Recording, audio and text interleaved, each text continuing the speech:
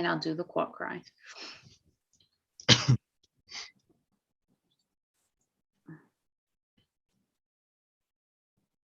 Hear ye, hear ye, hear ye. All persons having anything to do before the Honorable, the Justices of the Massachusetts Appeals Court, now sitting at diverse locations within and for the Commonwealth. Draw near and give your attention, and you shall be heard. God save the Commonwealth of Massachusetts. Court is open. Good morning. Welcome to this sitting of the Massachusetts Appeals Court. We are your panel for this case and for the other cases that will be heard before us today. With me today, it is my great privilege to be sitting with my colleagues, Justices Milkey and Justice Shin. Although we are sitting in this format due to the ongoing pandemic, all the ordinary rules of oral argument apply, which include that each side receives 15 minutes to argue with no rebuttal. With that, I'm going to call the case Joseph MAZZOCHIA and others versus KEOLIS Commuter Services, case number 2020P1039. And we're ready whenever you are, Attorney Laporta. May it please the court, Sean Laporta on behalf of Robert MAZZOCHIA, Joseph MAZZOCHIA, and Brenda Lewis, also known as the employees. I will assume familiarity with the facts of this case unless you have a compelling need for a summary. I don't want to waste the court's time on that. I'll get straight into my argument. There are at least a few outstanding questions that needed to be answered, which would have prevented KEOLIS from prevailing on their motion for summary judgment. Two of those questions are the reasons behind the punch order, as explained by the chief mechanical officer and decision maker, Mr. Turan, and also what was the reason for Turan's decision in terminating the plaintiffs. And the answer to these questions speak directly and are related to and are required to sustain KEOLIS's burden and step 2 of the McDonnell-Douglas burden shifting analysis in demonstrating a non-discriminatory reason for termination. And the reason that this is important is because an employer in the Massachusetts must not only give a reason that is lawful for the termination, but also must produce credible evidence that that reason was the reason for the termination. And support for that can be found at Blair versus Husky Injection Molding System, at also Lewis Area 2 Home Care for Senior Citizens, as cited in my brief. May I interrupt you for a moment? Did you take the deposition of Mr. Turan? We did not take the deposition of Mr. Turan. Did you seek to? We did. So we sought the deposition of Mr. Turan close to or after the discovery time period had elapsed. Prior to that, we had a pretty good relationship for extending those deadlines for these sorts of circumstances, but that was opposed and we weren't able to get the extension. Regardless of the court to take that deposition late and the court denied that request? That is my understanding. If it wasn't directly the request for the deposition, it was the request to extend the discovery deadline so that we could take the deposition. So you did not timely seek his deposition and then the court denied the extension of time? That is correct, Your Honor. Okay.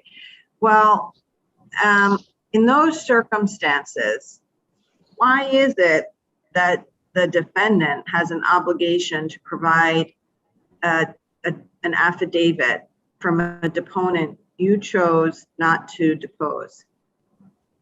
Well, I think that there's a couple answers to that. And one of them is that it's the central issue here, is that after a plaintiff employees have sustained their burden of proving or demonstrating a prima facie case, is it then incumbent on the employer to submit positive testimonial evidence, such as an affidavit or deposition testimony, right? Supporting. I think we should be as accurate as we can with this.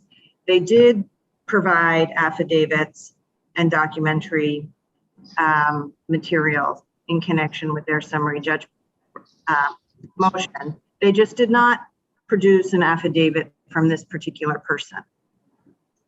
That is correct. But the state of mind of the decision maker is a central issue in every employment decision, discrimination case. Not only is it, a central part that where the focus by the court and the trial level should be on the intent and the mindset of the decision maker, but the converse is true as well.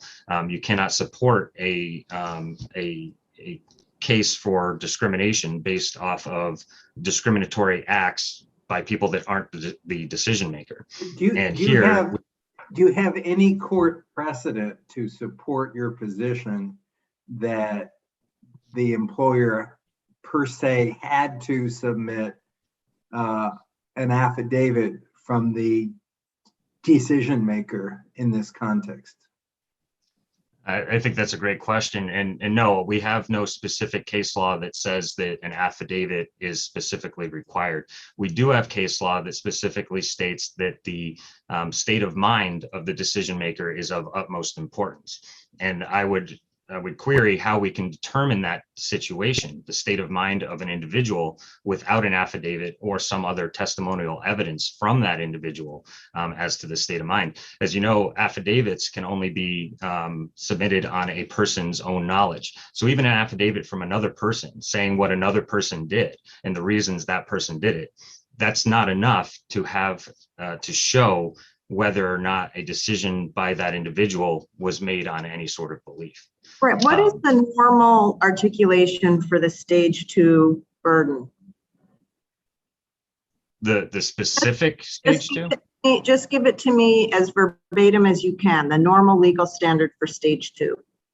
Well, as I understand it, at stage 2, an employer must show a legitimate non-discriminatory reason for the termination or the adverse employment decision.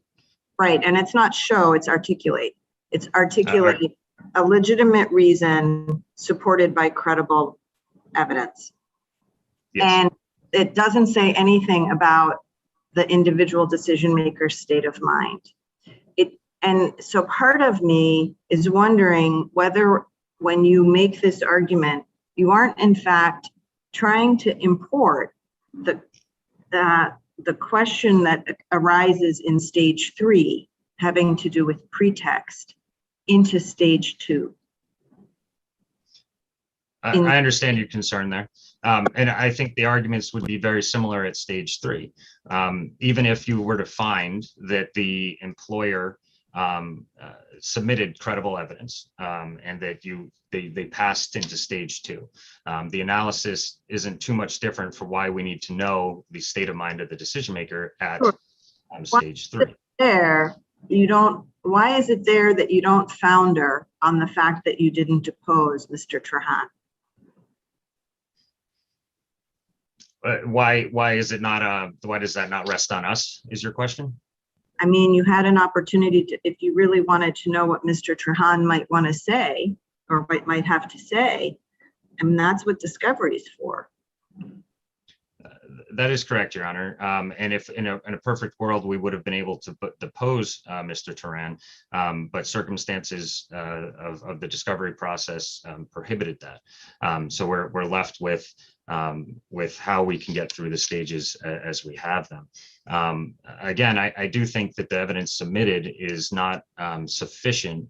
I don't think that if we go back to the business records, or actually, let me pull back a little bit, and hopefully this can explain a little bit better. The decision-making process in its totality is being questioned here. It's not necessarily just the act of signing a termination letter. So we have Mr. Trahan. He was the one that initiated the punch audit. He was the one that told McNeamer, his subordinate, to do the audit, which at the end of the day was into a common act and practice at KEOLIS, which was badge swiping. So Trahan's state of mind on that very point of starting an audit that then purportedly was the reason for the termination, that is all very important to why did this occur? How did this happen? What was the real reason behind Trahan's motivation to do this? Especially when we put into question the affidavit, the text message that prompted McNeamer to bring forth this. Well, what did you put into question that after there was the affidavit that attached the image of the text message? And again, here, I want to know whether that screenshot was produced in discovery. I do apologize. I don't know if the screenshot was produced in discovery. Requested? I'm sorry? Did you propound document requests? We did, and they should have been encapsulated in discovery. I do not have any reason to believe it was not provided. Okay. So, and all right, go ahead. But regardless, actually, if you can I just interject here? Could you explain to us the import of your argument about this being a common practice? It's something you emphasize in your brief, but I'm having a hard time understanding the relevance of that to the issues of discrimination. Yeah. So again, it kind of opens up the box into a little bit further of an explanation. But the reason the common practice is important is because it was a common practice. In the decision by the lower court, they talk about how, well, these individuals, the employees, they were caught doing something. Well, they weren't caught doing anything. This was a normal practice. Everybody swiped in, everybody swiped each other's cards. There's deposition and affidavit testimony that accounts for this. This is put forward. Why does that matter? Why does that matter? Let's just assume for a minute that they were stealing funds, and everyone was stealing funds. Well, that's not the allegation, Your Honor. Does that mean that an employer cannot terminate people if they are over age 40, no matter what they're doing? Of course not, Your Honor. I mean, I think so that's, a very important distinction. That's what I think is Justice Milkey's question. Is age a shield against termination for what looks like here cause? Well, if it's not for pretext, there could be the illusion of cause, right? And I do want to point out that there's no that stealing or an illegal act is not at issue here. It's a common practice. It's disputed whether or not there was any time stealing, and I don't believe that actually was the issue here. It was swiping in each other's badges. Did that violate the code of conduct? And did that violation of the code of conduct create the issue of termination? No, but I just say the swiping practice creates the potential for time stealing, and enforcing the no double swiping, whatever you want to call it, is a way of preventing time stealing. So why should the employer have to prove that there's actual time stealing? Well, I think we're pushing together a couple things at once. If you wouldn't mind, I'll try to answer your first question because I think that one's relevant to this situation. Otherwise, we're importing a little bit of our decision-making process into the decision-making process of a corporation, which is not at issue here. The issue is that the punch audit was 20 days. It's not even 3 weeks. We believe that because it's a common act and occurrence in policy for this time swiping, if that would have been a larger time period, you would have seen many, many more people doing these swipes. Yet I apologize. So what? Well, the only people that were terminated. What required the company to do an audit for longer? Nothing did. The issue isn't necessarily taking them each step by step and saying, did this occur? Okay, then we can move on. The question is put together. Did Turan investigating something that was a common act in practice, was that his pretext for then coming up with a policy violation that then he only applied to those people in the protected age group and terminated those individuals? So it's all connected to the beginning to the end. What is your evidence in the summary judgment record that the decision to conduct this 20-day audit was a pretext, which I guess is where the rubber hits the road, so to speak? Yeah, and I think that has a lot to do with our context for this being a common act in practice. What other reason would they have other than to have some other pretext? If it's always something that's done, and no one is getting in trouble for this, and if the testimony and evidence submitted by our clients are to be credited, which it should. Otherwise, you're weighing evidence of one person's affidavit against another affidavit. And a trial by affidavit is certainly not recommended or by the court system.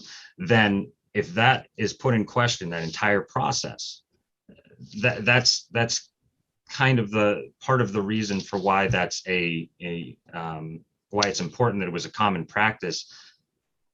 Because, and I use this analogy, and I know it's a little bit silly, but in my brief, is that if this were as simple as a dress code policy and you applied it inappropriately, you only allowed certain people to dress down, that would be discrimination if it was only against certain classes. So if men were able to wear shorts, but women couldn't wear similar styled skirts, that would possibly be an issue with discrimination.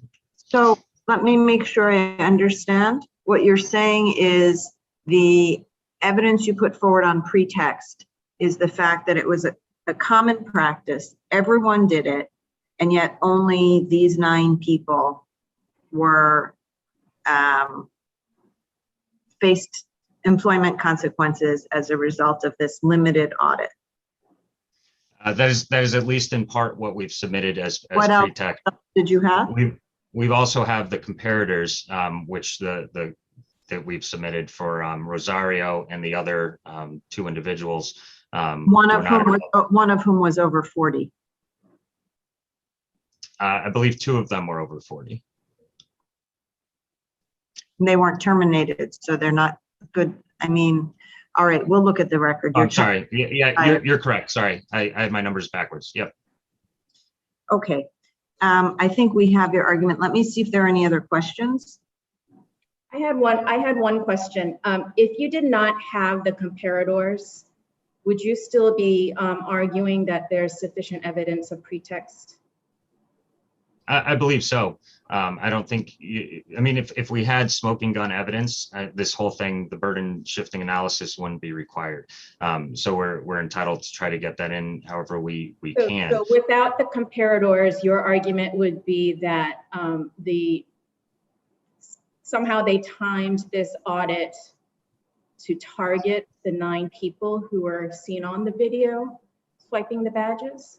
Well, I think that's a little bit of a reach that we're claiming that this was a specific target of a thing. I think sometimes things work out, but that the punch audit was only applied, or the discipline resulting from the punch audit was only applied to the people in the protected class.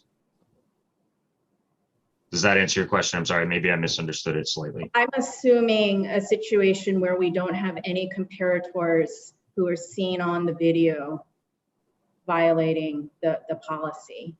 So then it seems then that your argument would be that this audit was somehow designed to target people in the protected class. Wouldn't that be your argument then if you didn't have the comparators? It certainly could be part of the argument. It could have been designed specifically for that purpose because it didn't encompass anybody. It could have been for timing that just works out. You find out that that time of year, certain people do certain practices. I don't have enough evidence here to elaborate more on that specific issue, but it doesn't matter as much to me why if it was a targeted audit. Just that the audit was into an act and occurrence that was common, that everybody did that act and occurrence. And just because it wasn't encompassed and we didn't get hundreds and hundreds of people in that specific time window that's very small, that isn't proof that this isn't a common act and occurrence. It's a 20-day snapshot in over the hundreds of collective years by these employees working at this facility. Okay. Is there anything else from the judges? Thank you. We have your argument. Attorney Lunt? Attorney Lunt? Yes, good morning, Your Honor. Good morning to the members of the panel. May it please the court, Thomas Lunt, on behalf of the defendant and appellee, KEOLIS Commuter Services, LLC. Your Honor, as part of the questions, you hit the nail on the head here. The appellants have misapprehended the burden shifting paradigm set forth in McDonnell Douglas and adopted by Massachusetts state courts. The lower court found that the plaintiffs here, the appellants here, had satisfied their prima facie case, which is not an odorous burden. The burden then shifted to KEOLIS to articulate a legitimate, non-discriminatory reason. That burden is a burden of production only and not a burden of persuasion, as the appellants inaccurately describe on page 26 of their brief.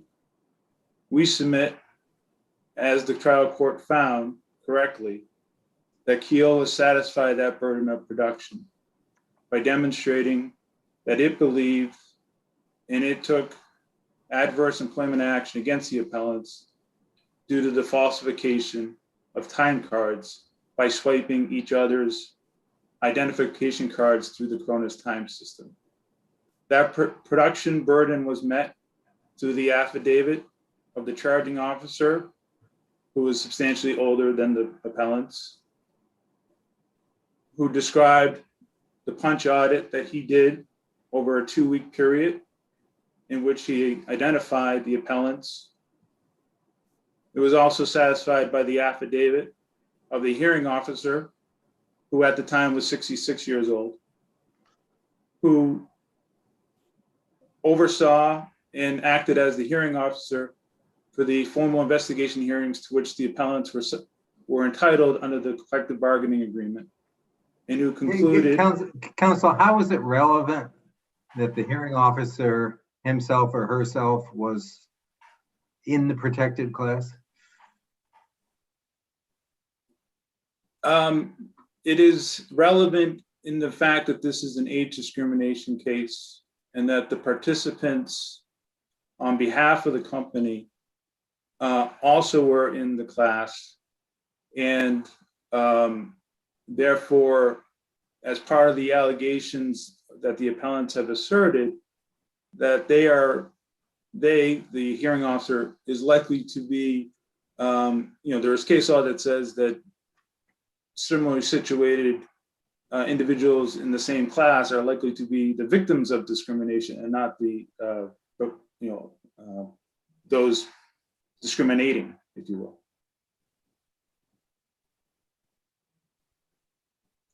What do we do with the fact that, and I'm going to get the employee's name wrong, maybe Baker? Scott Baker? There's an affidavit submitted, if I have the right name, from Scott Baker, saying that he never sent a text to, is it Trahan?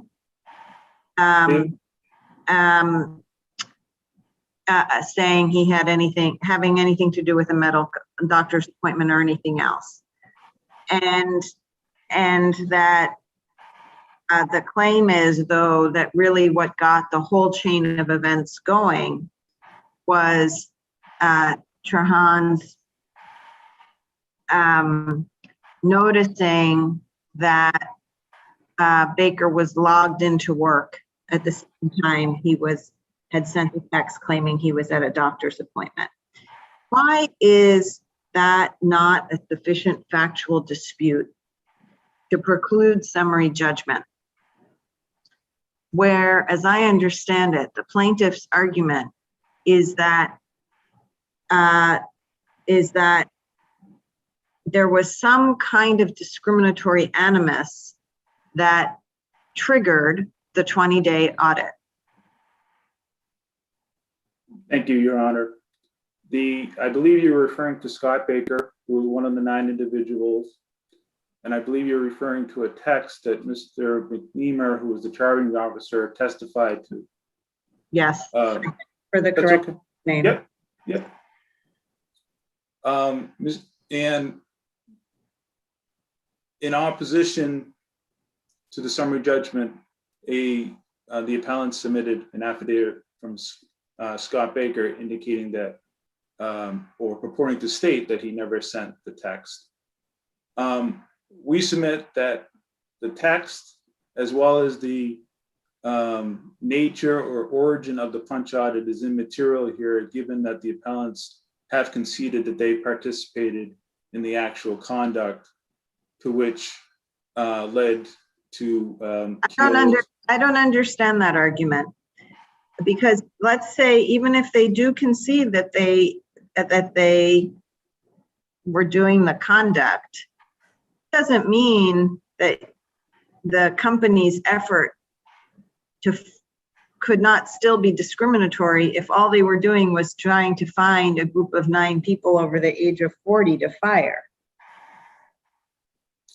I don't believe that was the intent of the punch audit itself. I mean, But that's the question, is if it's a disputed issue of fact as to that text, then why doesn't that throw the intent behind the punch audit into question? Why doesn't it throw the intent of the punch audit into question? Well, I believe that the records that Mr. McNeema testified to, that he had requested a meeting with Scott Baker. In the record indicates that Scott Baker did not show for that meeting and was not at the KEOLIS facility. Whether or not there was a text to McNeema is just one part of the evidence to demonstrate that Baker was not available, yet still on the clock. So while there may be a dispute as to whether a text was sent, the other records indicate that 1, he did not attend a meeting, and 2, he was not at the facility based upon the eventual recordings found by Mr. McNeema. I see. What you're saying is that even if the reason there was a dispute as to whether or not he claimed he had a doctor's appointment, there's no dispute that he was logged in when he wasn't at KEOLIS. That's correct. And then the dispute as to whether or not a text was sent is immaterial to that fact. Could we also drill down specifically with regard to employee Rosario, because she is in a sense the best potential comparator for the plaintiffs, and the plaintiffs claim that there's a dispute of fact about whether there was a justification for giving her more lenient treatment. Why doesn't that dispute of fact raise enough of a material dispute for the plaintiffs to survive summary judgment? Yes, that was part of the argument summary judgment. I believe the trial court spent a considerable amount of time in its decision in order addressing that. Let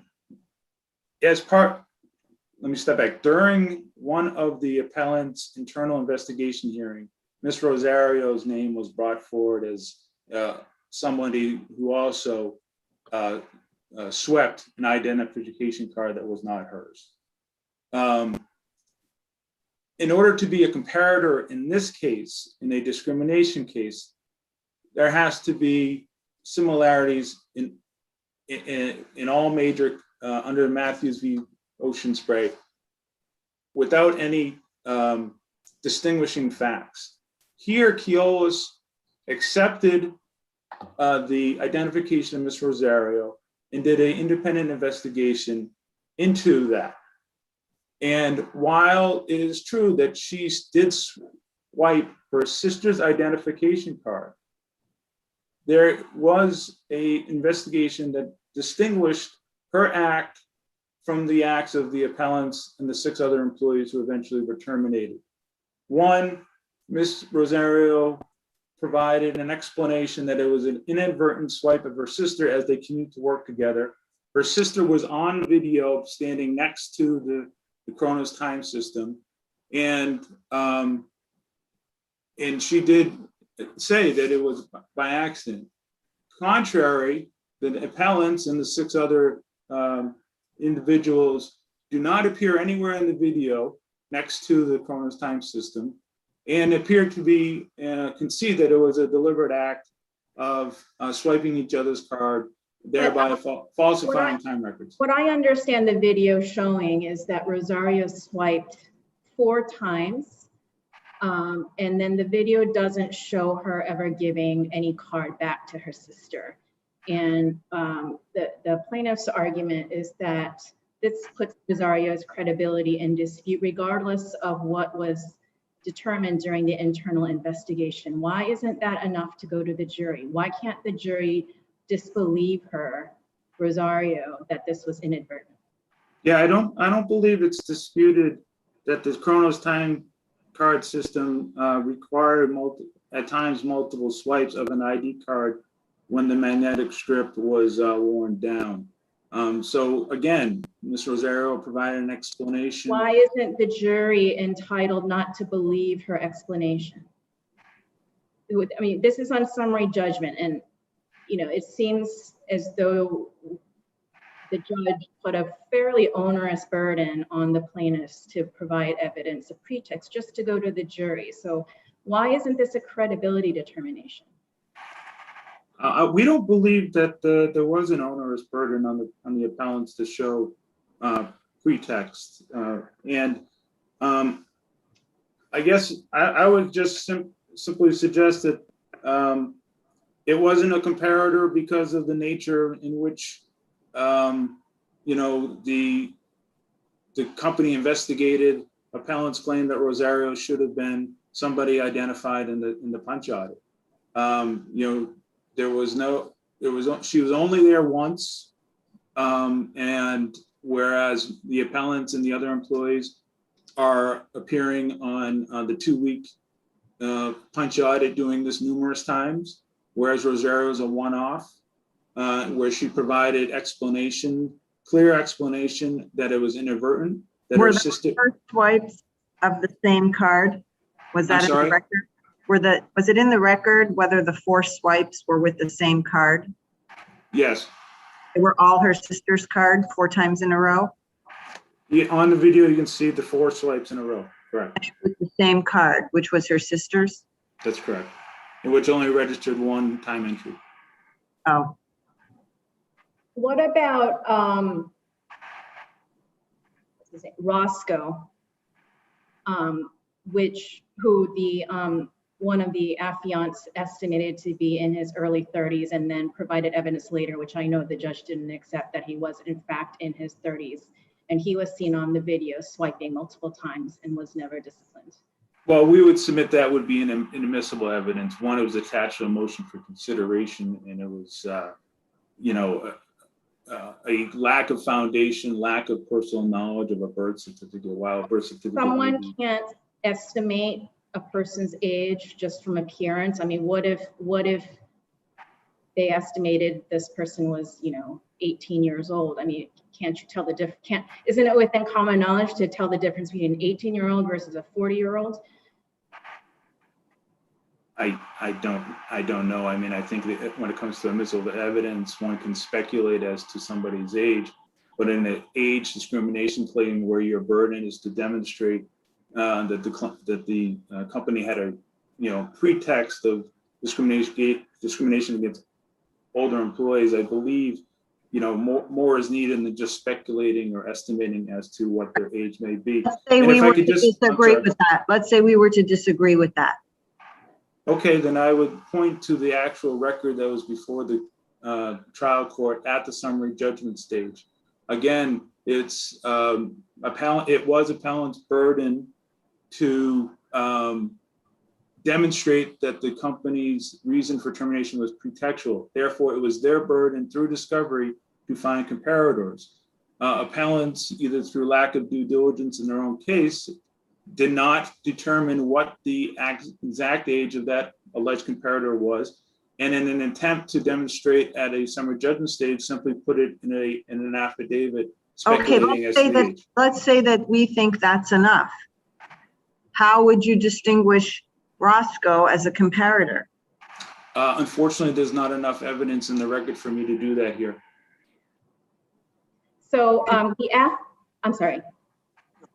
The affiant, this is Joseph MAZZOCHIA, he does have some direct knowledge of his person's ages because he was a union representative, right? So why is that not enough? Again, he's still speculating as to what their age may be. One may look late 30s and be in the protected class over their 40s. Just because you interact with or potentially interact with another in your employment. He's saying he represented some of these employees, so he knows their ages. I'm not sure if the affidavit goes that far. I haven't looked back. That is not my recollection of what by representing someone you don't know the age. I'm not sure if that the affidavit. I'm sorry, I don't know the answer to that. Counsel, just a fine point on the law. You said about a minute ago that at stage 3 of the test, the plaintiffs have to show pretext. Is that a real statement of law, or is it they have to show that the fact finder could find pretext? I believe it's that they must demonstrate that a reasonable jury could find that the articulated reason was not the real reason for the adverse employment action. All right. Thank you both for your arguments. It's an interesting case. We've been helped by your arguments, and we thank you for them. And with that, the case is submitted. We thank you.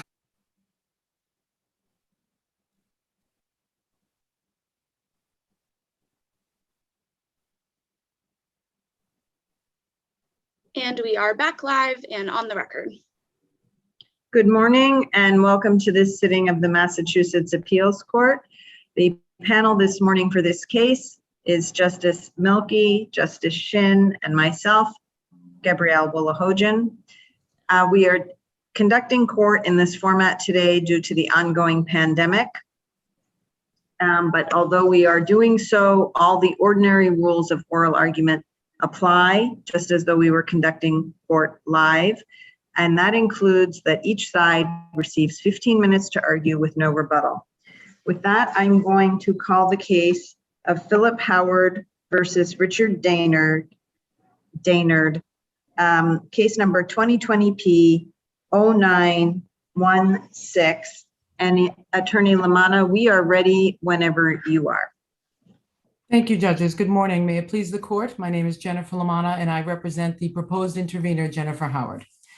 This appeal is before you because Jennifer Howard's motion to intervene pursuant to Rule 24 should have been allowed as of right, pursuant to Section A of that rule.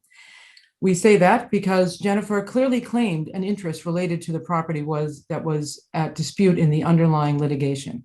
The underlying litigation involved a transaction involving Unit 2408 of a condominium complex that was purchased during her marriage to Philip Tim Howard.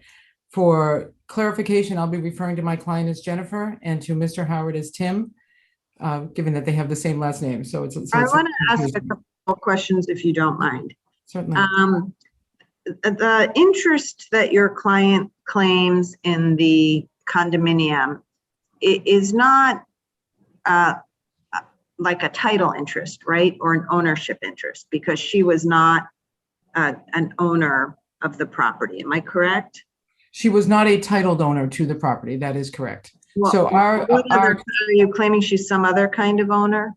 Yes, that she's an equitable owner to the property under Chapter 208, Section 34, and the case law interpreting that statute. So 208, Section 34. Is that an equitable owner, or are you, I want to make sure I'm understanding things within a framework. I understand, which isn't necessarily correct.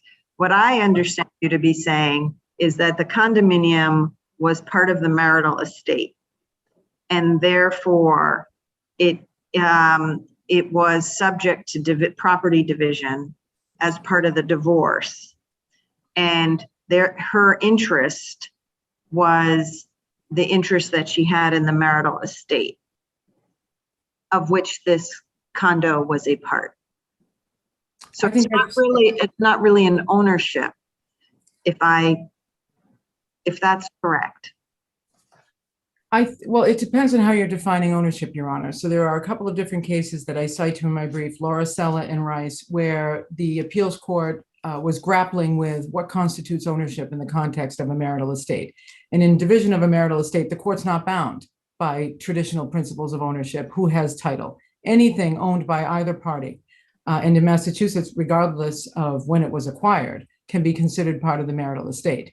This divorce is actually taking place in Florida, where Florida has a slightly narrower definition where they discuss the fact that the property is acquired during the marriage. There's no dispute that this property was acquired during the marriage. So she certainly has an interest in, as it's part of her marital estate, it is subject to division to her. And so based upon that. Counsel, why isn't your client's claim, if at all, against the husband and the proceeds of the sale, as opposed to a right in an action involving ownership of the property? The reason for that is because under the terms of the disputed settlement agreement, and when I say disputed, it was being disputed by Tim and DAYNARD. Under the terms of that, there were no proceeds. The entire property was going to DAYNARD. Any proceeds were basically subsumed with if anything, to be left over. It was minimal indeed. And of course, her husband was not adequately protecting the interest. He signed a stipulation on February 3rd, 2020, down in Florida, agreeing to protect the interest in the property, concealing the fact that he had signed a stipulation for it to be given away, essentially, to DAYNARD and to satisfy his personal debts. So there's no question that as of the time that DAYNARD sought to enforce what he considered to be the enforceable provisions of the settlement agreement, Tim was no longer, if he ever was, protecting the assets of the joint marital estate. So the only way that she could protect her right to division of that asset was by seeking to intervene and pursuing her own interest. Tim essentially abandoned the litigation. Couldn't she get some kind of order from the Florida court, the divorce court, that would somehow stop the disposition of the condo in the Massachusetts action? So could the Florida court have issued an injunction to halt the enforcement of the settlement in Massachusetts? Or something. You see, I take it your argument is that condominium was subject to the jurisdiction of a Florida court as part of the marital estate. Yes, it certainly is. And although very often in divorce proceedings, people have resolutions as to property in a different state, have just that piece of the divorce resolved in that state. So whether or not the parties would proceed later in a Massachusetts probate and family court for the division of that is a separate question. But could the Florida court have issued an order that said the declaring the condominium a part of the marital estate and saying that it cannot be transferred or alienated prior to the Florida court determining what should happen? That's a very interesting question because I haven't explored very much. Certainly there's full faith and credit that would be entitled here. Any Florida order like that would be entitled to full faith and credit. But whether or not a Florida court would have the ability to enjoin DAYNARD, who was not a party to that Florida proceeding, from enforcing his interests, which is what he was trying to do in Massachusetts, is not something I've specifically explored. At a minimum, your client could argue in the divorce proceeding that the husband dissipated assets, right? She could certainly argue that. The problem with that. So I think where I'm struggling is how your client's interests are not adequately represented in this lawsuit, because just because this property is part of the marital estate doesn't make their interests adverse. You're absolutely correct. But what makes them adverse is the fact that Timothy Howard has halted any attempt to preserve these assets and signed a settlement agreement without disclosing the terms to my client, did not respond properly to the motion for summary judgment. My client Right, was well, I mean, prevented from- so I take it that you're saying there is inadequate representation because there's some sort of collusion. But the case law is clear that the burden is on your client to make a compelling showing of inadequate representation. And in the record, all I see is an assertion that there's collusion. So where is the compelling showing? in terms of the compelling showing, so first we have the fact that this is not a married couple which is the Little Vielas case, where the couple was still married and the wife was trying to argue that she had interests that were separate from her husband's. This case is very different from that. These parties were divorcing. They were engaged in an active adversarial proceeding in Florida. The husband this was the husband's debt. This is the husband's former litigation partner. I'm sorry to interrupt, but unless the husband and DAYNARD are colluding, I still don't see how the husband and wife's interests are adverse. And I don't see any evidence in this record of collusion. And you may not, because collusion is something that is something my client could have developed had she been allowed to intervene in the proceeding. What she's alleged here is that her interest is not her interest in, at a minimum, 1/2 of that property. And of course, it's an equitable distribution. She could be found by the Florida court or Massachusetts court, regardless of who was making the property determination, to be wholly entitled to whatever interest the marital estate contains. Her husband, Tim, was no longer seeking to protect that asset from the marital estate. So her interest as a litigant in the divorce was to protect her share and her potential share in the marital assets. Tim had stopped doing that, and he was resolving his personal debt. In the same vein, though, I'm having a hard time understanding the theory of a collusion here, in the sense of, if there are no sales proceeds, then you could be arguing one of three things. One is there was some other consideration that is being hidden. Another would be the husband has, notwithstanding the transfer, retained, in fact, control over the property. And the third might be, just out of sheer spite, the husband gave away an asset. So to what extent are you specifically arguing these theories? And is there any evidence in the record of any of them? Well, respectfully, I don't know that at the motion to intervene stage, my client is required to have established a full discovery record about what the transactions between the parties were. But I would suggest a couple of different points that are reflected in the record, which is that when this case initially came before the court, the Middlesex Superior Court, the dispute was whether or not this option to purchase with a deed was a sale or a loan. Tim alleged it was a sale, something he had done with a former business partner many times. There was no intention to divest him of title, etc., and that this was merely a means to an end to basically conceal an usurious interest rate. DAYNARD strenuously objected to that and said, no, this was a sale. So whether or not there was collusion on that point, and the Middlesex Superior Court addressed that, Judge Ricciuti commented on it a couple of different times. He wondered if the court was being asked to enforce something that was against public policy.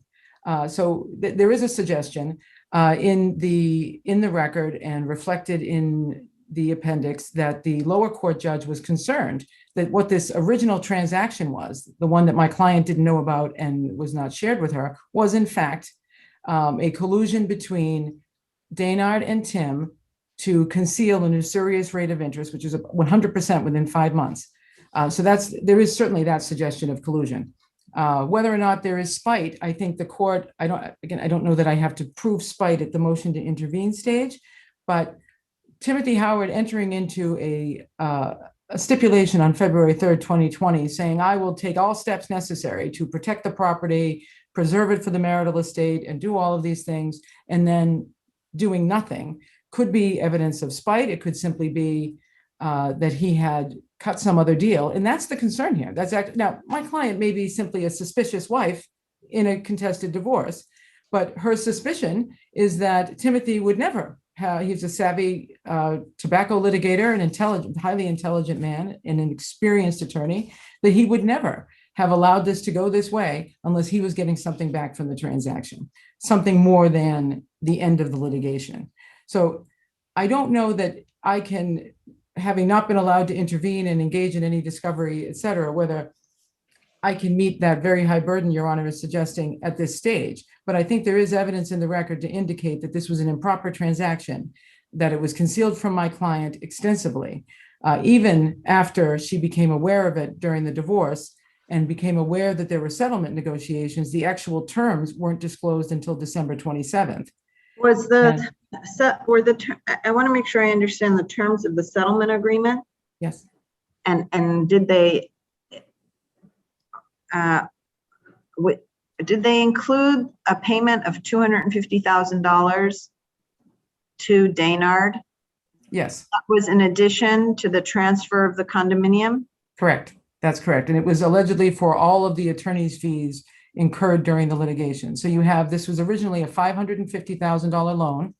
Well, it you looks have- like it might be in addition to attorney's fees, if I'm reading paragraph 2 It's of the agreement for confusing judgment. agreement, but I can, yeah, it's a confusing agreement, I think. And would that money come out of,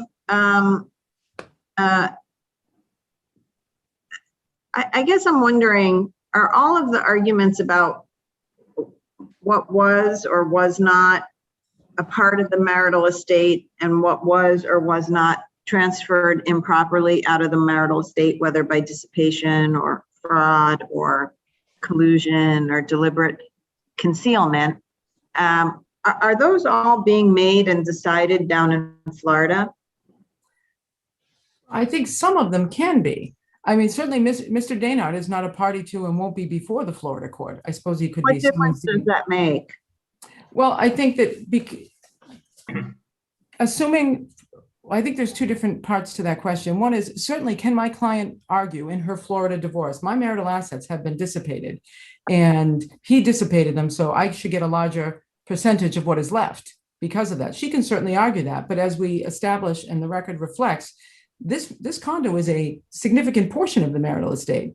So she might get an order saying he dissipated that asset and you get more. There may not be any more to get because but if the issue isn't one of dissipation, but fraud, and that there's either he retained control of the property or there's some alternative consideration that changed hands, why couldn't you ask for that remedy in the Florida court as well? I guess I'm a little confused by the suggestion that because she could pursue that remedy potentially in Florida, that means she doesn't have a right to intervene in this pending proceeding before it came to its conclusion. I think that, but to the extent that that is the case, once the asset is gone, it's gone. Right? That's why she sought to intervene. This is a major part of my marital estate. I'm in a divorce. I'm trying to divide up my marital estate. But if you allow this to go forward without me being able to step in and halt the proceedings here, there won't be anything. It won't be there for me to divide. And I think that goes back to Justice Wolohojian's point at the beginning: is could Florida have stopped all of this? Could Florida have intervened and issued an order?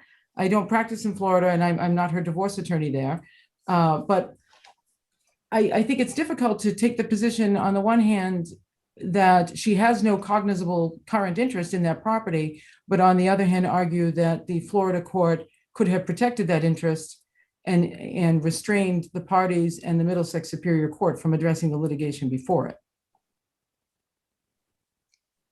I think we have your argument. Let me see if there are any further questions.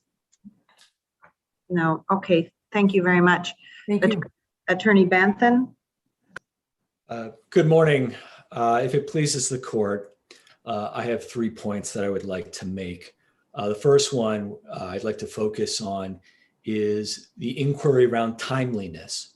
Now, any intervention has to be timely, and that's a factual inquiry. And so when the judge considers the question of timeliness, a key component is, could the intervention have been brought earlier? Now here, the answer is yes, because we have a settlement in September and an intervention late February. Now, so the question then becomes, well, what's the justification for the delay? And Jennifer Howard's justification for this delay is she had no idea about the settlement. She had no idea that the unit was being sold to settle the litigation. No idea her son was being made to move out. Two problems with that. The first one is that why didn't she intervene earlier? If she had concerns, she knew about this litigation, she could have Well, intervened. I have to say here that this is all very confusing to me because there are no findings by the judge. So I don't know we can't make these findings in the first instance here. So as to who knew what, and then that seems to me the critical problem with your timeliness argument is that, maybe not, but there are no findings. Well, my understanding is that the court could inquire of Justice Ricciuti of the rationale for his decision.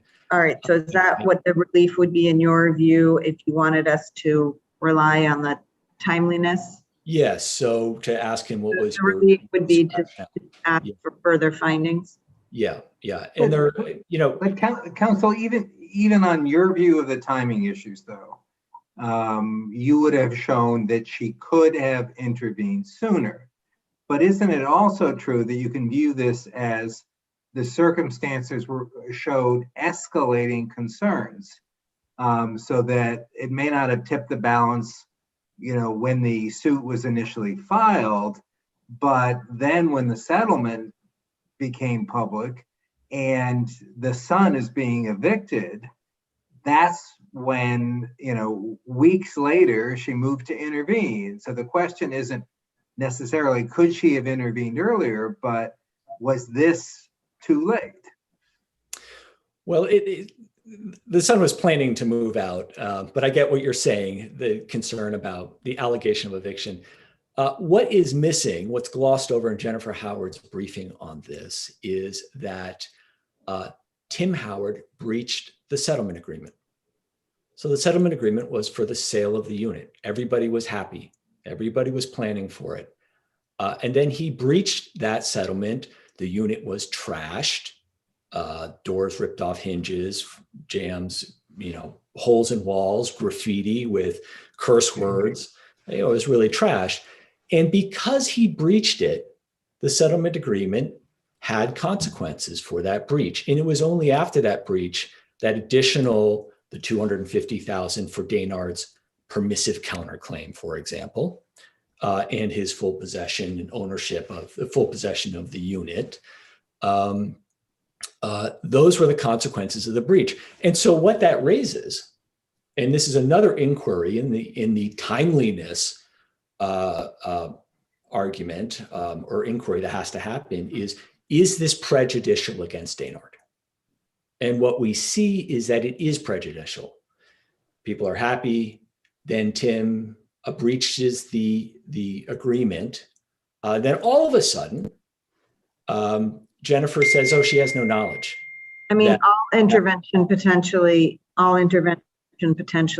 may work some prejudice to some, already a person who's already a party to the litigation.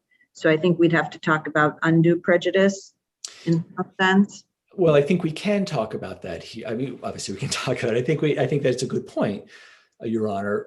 And what we really don't know what Jennifer is seeking. She's never filed a pleading in this case. She never articulated a claim of collusion until the Friday before the Monday summary judgment hearing in a reply brief. And she didn't allege facts. She certainly didn't meet the Twombly-Iqbal standard adopted in Massachusetts under Ignacio v. Ford Motor Company. Did you raise these arguments below? Yes, we did. In section C of the opposition to the brief, we say, where's the claim? Where's the evidence? And so we did raise them. Now, we could not say that. I have to say, I want to make sure I understand correctly that the motion for summary judgment was allowed on the basis that the husband did not timely submit summary judgment materials as required. Is that correct? That is correct because the summary judgment record was not decided on the merits of the legal arguments presented in that motion? Well, he violated a procedural order from the judge instructing him. So it was on, I understand that, but it wasn't on whatever legal arguments were presented in the summary judgment motion. The summary judgment was entered for failure to comply with the procedural order of the court. His failure to, his repeated failure, but. Okay, but, yeah. all right. So, and I think we can all agree it's undisputed that everything at issue here, the condominium, and arguably even any funds used to satisfy paragraph 2 of this agreement for judgment, the $250,000 plus the attorney's fees and costs, are potentially assets of the marital estate. The parties were married at the time of this agreement, is that correct? They were married in 2017, I believe so. Right, but they were still married.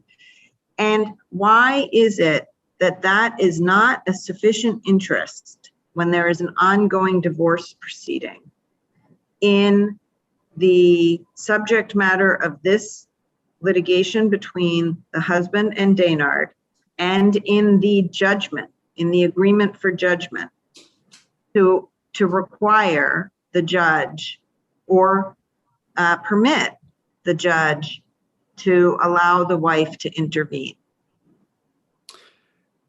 Well, it's the failure of the intervention was to provide the basis for it. Why? What is the base? She has, I will assume for sake of the argument that she has some equitable claim, but she can say that his property should be considered in the full division of the property. But the problem here is the failure to state a claim. She failed to say, you know, the claim that she made was a one statement, oh, there's collusion here. And she failed, she doesn't have to prove facts, certainly, but she has to allege facts sufficient plausibly to suggest that she's entitled to the relief. And the relief that she's seeking, and just to return to the prejudicial question that was brought up, because any intervention might be prejudicial, but in this case, it's extraordinarily prejudicial because it unwinds the litigation settlement and takes this case back over a half a year after years of litigation. Counsel, your argument would be a lot stronger if the original 2017 agreement and the settlement of that litigation over that agreement were just ordinary, straightforward transactions. There's a lot here that on the surface makes no sense, or to use a technical word, smells. And in that context, how much did the wife have to allege in order to get over the initial hurdle saying, let me in to the dispute here? The agreement doesn't make a lot of sense. The settlement has aspects of it that really give one pause. And there's a lot of unexplained stuff here. All in the context, I would add, of a divorce proceeding that would make the subject matter at issue in this litigation part of that marital estate in that separate proceeding. So that's the context. Yes, Your Honor. Understood. I mean, just to clarify, to respond, the 2017 agreement, and Jennifer Howard alleges in her reply brief in this appeal that the 27 agreement was intentionally concealed from her. And that's one of the facts. Now, the 2017 agreement was, yes, it was complex. doesn't mean it's by standalone that it's problematic. And I know that there was a preliminary injunction, but that was preliminary. And after discovery, there was a settlement. So, but let me go back to that. She said she's intentionally concealed it. Now, this factual allegation is implausible, because she admits that she had no ownership right in this property. She was not living there. She didn't file divorce until 2 years. So to use that 2017 agreement as evidence of collusion, or to say that that's should be considered here, it doesn't make sense. Yes, it was complex. Yes, both parties are very sophisticated attorneys, as Jennifer Howard, they're both sophisticated attorneys. They both put it in writing, very clearly done. But just because it's complex doesn't mean, it's wrong. And as far as the settlement agreement, what can I say? This was years of litigation, and the parties negotiated for weeks, and this is what they came up with. And the consequences for a breach can be written into a settlement agreement, and Howard breached the agreement. So it's not clear to me that the judge didn't simply deny the motion to intervene, thinking that once he had allowed summary judgment and the case was essentially dismissed, that there was nothing to intervene in. I'm sorry, you cut out for a second. I'm sorry, would you say that again? Sorry about that. It looks to me perfectly plausible from the record that the judge just denied the motion to intervene because the case ended when he allowed the motion for summary judgment. It doesn't appear to me, but please correct me if there's something that would indicate to the contrary, that the judge considered whether anything he was doing, either in allowing the motion for summary judgment or denying the motion to intervene, could have an effect on a pending divorce action. In the record, he just denied the motion, he endorsed the motion. So we have no way of knowing that the judge considered what the ramifications, what the collateral consequences of his decision might be. I assume the judge read the briefing. In fact, he asked if it was briefed at the hearing, and I said, yes, DAYNARD's opposed it. So the briefing is before the court. We have 9A certificates regarding our factual statements. As I've said in the brief, Jennifer Howard's briefing is missing a 9A certificate, so there's no attestation to anything, any facts in her briefing. So I assume the judge relied on the briefing and came to his conclusion.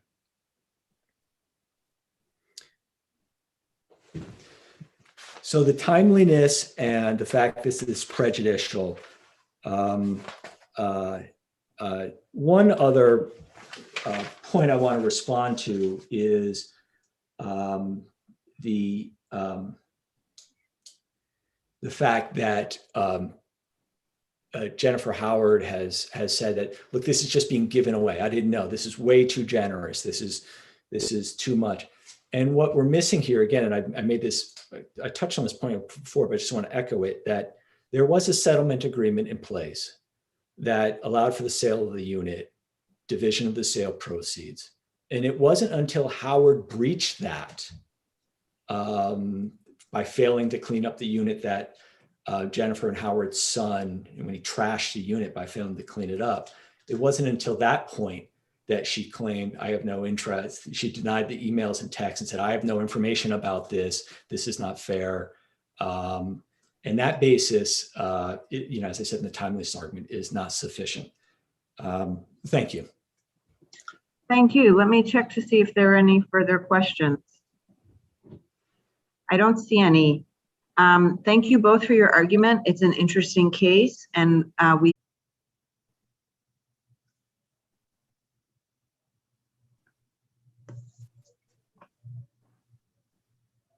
And we are back live and on the record.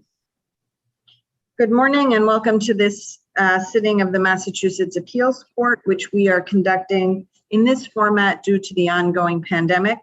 Although we are conducting court in this fashion, all the ordinary rules of oral argument apply, including that each side receives only 15 minutes to argue and there is no rebuttal. With that, I'm going to call the case of Simmons versus Halstrom, case number 2020 P0576. And attorney subject, we are ready whenever you are. Thank you, Your Honor. Good morning, Your Honors. May it please the court. My name is Attorney Chris Sobchak. I'm here representing the appellants, the Simmons family.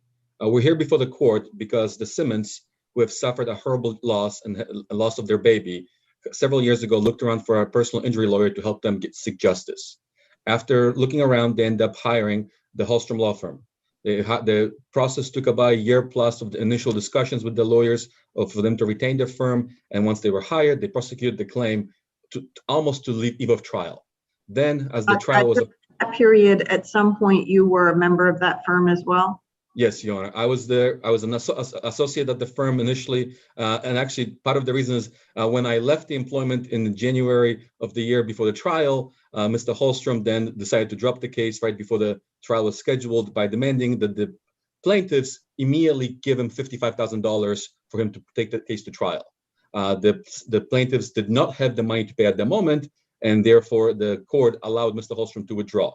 They were unable to find successor counsel because as soon as the court released them released Mr. Halstrom from the case, Mr. Halstrom served on them a lien for nearly $150,000 for all the work that he allegedly performed in the case, all the way up to trial. The case was not prosecuted and the case was dismissed.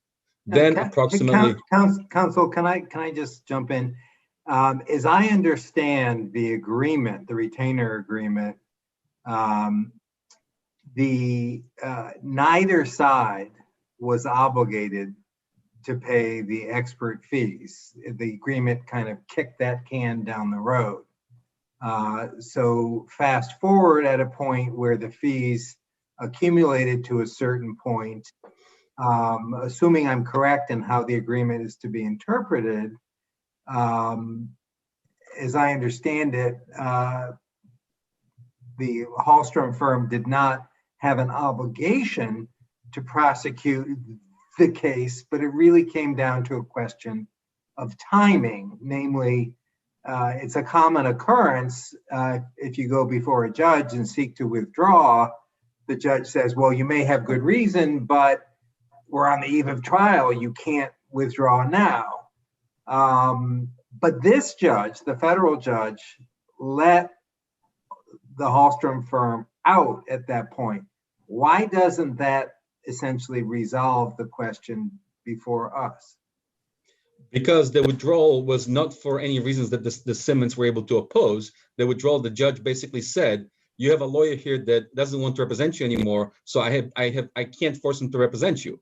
And it's the Simmons did not litigate the matter before the federal court. They were not represented by counsel. In the summary judgment opinion, the trial court in this case is erroneously said that they were.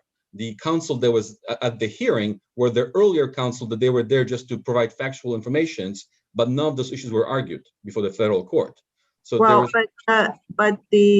there was an in-camera or communication with the federal judge, correct? Yes, Your Honor. The in-camera communication and we don't know what was conveyed to the federal judge. That's not in our record, is it? That's correct. So how can we possibly second guess the bases for the federal judge's decision? We can't, but it has no binding effect on this case because the case is here not whether or not the federal court correctly or incorrectly let Mr. Halstrom out. It's whether or not Mr. Halstrom breached the contract to the plaintiffs first, and as also whether his firm's actions, both from the time he retained them all the way to the time where he afterwards prosecuted, went after them by having his firm sell the alleged bad debt to them and he sued them, are unfair and deceptive. And there is no case, to my knowledge right now, that has a one court's allowance of a withdrawal prevent all other claims relative to potential the entire relationship. Right. I'm right now, as far as I understand it in this appeal, and please correct me if I'm wrong, what we're talking about are your client's claims against the firm. Yes, that Your right? Honor. Correct. It's when So- when my clients were sued, And they so counterclaimed. take them, right, let's take them one by one. You've got a contract claim, and the allegation is that the firm breached the contract when it withdrew from representing them in the underlying medical malpractice case. Have I correctly characterized the claim? Yes, Your Honor. Okay, that claim, that's the essence of Judge Milkey's question to you, is why is that claim, why isn't that claim taken care of by the fact that the federal judge allowed the withdrawal? Because as the judge Milkey already said, and you yourself already said, the facts of why the court allowed it are not before this court and not in this case, and therefore it cannot have any prejudicial or a binding effect on this case. It was still a breach of contract. Whether one court says, I'm going to allow you withdraw, doesn't affect all the promises that went into that contract. It was just a contract for representation. Your argument is that despite the withdrawal, that the law firm needed to do something, needed to stay in the case, even though it moved to withdraw and that motion was allowed. My argument, Your Honor, is that even a court's allowance of a withdrawal does not preclude a claim on a breach of contract on that underlying contract, because the court that was hearing. What provision in the contract do you say required the firm to continue with the case despite the allowance of a motion to withdraw? Please point me so I can see. Just give me the page number in the record appendix and the paragraph and specific language in the contract. There isn't a specific provision in the contract. The motion to withdraw is the breach of the contract. So the firms. Which provision of the contract prevented the firm from filing a motion to withdraw? Again, I'm going to ask you to, it really helps me if you give me a page number. I understand, Your Honor, but there isn't one. And that's the problem with the contract. The case before the honor here is on summary judgment, and there's issue of factual disputes. There is nothing in the written contract which was sent approximately 8 or 9 months after the firm was actually hired. The initial contract was a verbal promise that we hire you, you will get us justice, and you will do. And then the firm promised to do so until the trial. When they, on the eve of trial, moved to withdraw, that was the breach. My argument, my response to the question from the court earlier was that if a single court allows a motion to withdraw, that has no binding effect on the breach of contract claim, which happened beforehand, because courts may allow motions to withdraw for whatever reasons they have, and they this and all the possible issues ranging into this breach of contract were not argued before the federal court, and they're certainly not in this record because they're not on any, they were in camera, and there's no evidence of what was actually argued. So your breach of contract claim is not premised on the language of paragraph 4 of the agreement regarding costs. You're alleging some sort of earlier promise? Correct. And as the trial court found in the first summary judgment motion, is that there is sufficient factual evidence that to go to jury that there was a first contract sometime in January, not the December 2019. Right. I just want to be clear. You're not alleging breach of paragraph 4. Correct. The breach is from an earlier contract. The contract was an oral contract that was the Simmons hired Halstrom law to prosecute the claim. Subsequently, the law firm sent a written contract that was never explained, and I would argue is ambiguous, that includes this paragraph that talks about the costs, whether they are covered by the firm or not, which then the Halstrom used as an excuse to pull out in the last minute. Counsel, to what extent are you arguing a violation of the covenant of good faith and fair dealing? And if so, was that issue raised in the trial court? It was not raised in the trial court. The breach, my argument is that any breach of contract has that built in, especially when you have a contract with unequal parties. Here you have customers of law firms and lawyers who have an ethical obligation that are held to a higher standard to not basically take advantage of their clients. But that issue was not argued on the lower level.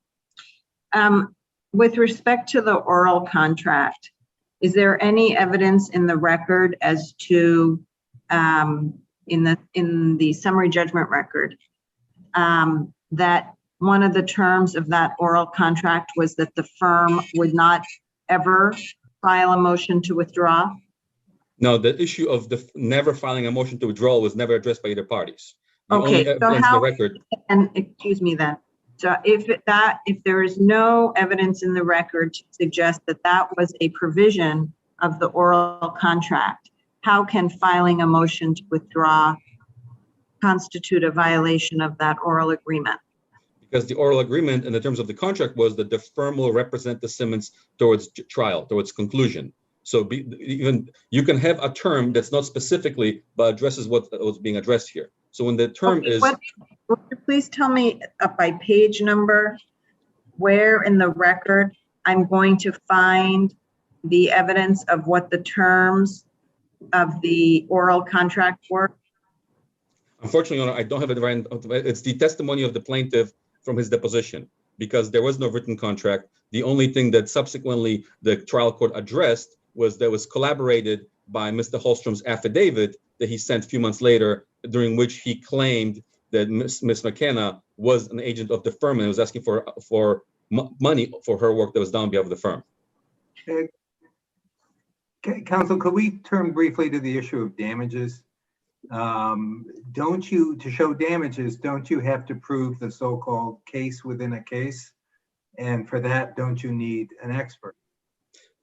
I would agree, no, but the simplest way to address the damages is the one that's undisputable, emotional damages. Both the breach of contract claims and the 938 claims allows for emotional damages. And here there was evidence before the court that the Simmons suffered emotionally, both by Mr. Halstrom's actions when he withdrew from them and when he then had the firm sell the case to himself so he can prosecute him on his own, allegedly per se, for the cost that he never on a case that he never got them a result. What's your best case that you're entitled to emotional distress damages for a breach of contract action? The St. Charles versus Skander 38 Mass Appeals Court 155 is on the contract case, and the Tyler versus Michael Stores is on the 938 case. Those are in your brief. Yes, Your Honor. Can you tell me as succinctly as you can what the violations of Chapter 93 are in your view? That's a little bit more complex. Initially, it was just the withdrawal because there was no evidence. As discovery was undergone, then the third amendment letter amended the violation to include this whole ordeal of where the firm was allegedly selling the cases to Mr. Halstrom personally, then selling it back, using its resources just to prosecute all these former clients. Okay, But was that what was the timing of that third Chapter 93A demand letter vis-a-vis the motion for summary judgment? it was served on the same day. As It was served on the same day as what? As the second motion for summary judgment was served. Was served or filed? Served on the plaintiffs because it was also concurrent with closing of discovery in phase 2. So when phase 2 discovery closed, the second demand letter was served and the Halstrom firm served their motion for summary judgment. It wasn't filed. The motion for summary judgment related to which complaint? The first amended complaint? Yes. And in that first amended complaint, I didn't see any allegations of the conduct that's in the third Chapter 93A letter. Am I correct? There were some allegations, but there were not in the initial letter that was served because I'm talking about the complaint. Correct. In the complaint, there was some. The first amended complaint, what paragraph contained an allegation that I thought it was the withdrawal from the case that was the basis for the 93A claim. I'm pulling it up, Your Honor, right now. This is the paragraph. And let me see what page, maybe 42, the one that starts on page 42.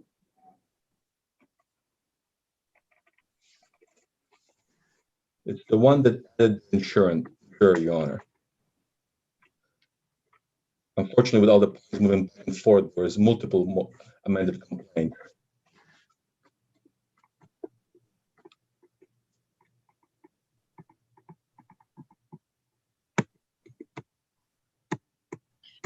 If the, we'll try to find it afterwards. If the amended complaint that was the subject of the summary judgment motion did not allege anything other than the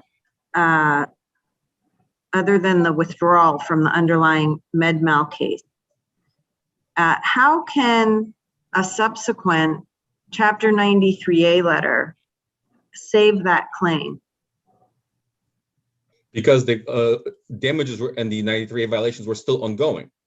But I'm 100% certain that it did. It just didn't have, was not addressed in the letter, because at the time that the court trifurcated the case, count 1 was the count for breach of contract that related to the underlying case. Count 2 was the 93A claim that included the pulling out and the back and forth selling of the cases and the debt collection actions. I think you're right about that, counsel, and count 2, paragraphs 106 to 110 do seem to raise that claim. And I agree with your reading of the complaint, in other words. I apologize for running out of time, but if there's any other questions, I'll address on the remaining issues. Unfortunately, there's a lot of them in here. No, let me check to see if there are any other questions. All right, thank you very much. Attorney Wiegand? Yes, good morning. May it please the court. There was no error by the Superior Court judge in the Suffolk action as to the rulings for summary judgment on the contract and 93A claim. And there was likewise no error by the Superior Court judge in the Middlesex action, which is also consolidated, in dismissing that subsequent action based on principles of claim preclusion. As far as the summary judgment rulings, I'd like to make 2 points this morning. Number one, there was no error in finding that there was no cognizable damage under either theory. And number two, independent of that, although perhaps not directly addressed, but an independent grounds for you to affirm, is that the record, no matter how construed, does not support a viable breach of contract or 93A claim. So turning to the damage portion first, the ruling by the Suffolk Superior Court judge, as you see from the papers, there were 3 components of damages that were sought under both theories: costs, emotional distress, and the purported value of the underlying malpractice claim. All of them, based on the record, were not cognizable damages. As to the cost and looking at the breach of contract, the costs were those that were purportedly expended in defending against when Attorney Halstrom brought an action seeking to recoup the monies that he advanced in the underlying case, which wasn't ultimately pursued. The breach of contract, which is, I'll get to more in a detail in response to Your Honor's question as to what that contract was, but it doesn't provide for costs. And costs are prevailing party by statute. It's not an item of damage for a breach of contract, as found by the Superior Court judge. As to the Attorney Subcheck says that there was a lien. A lien.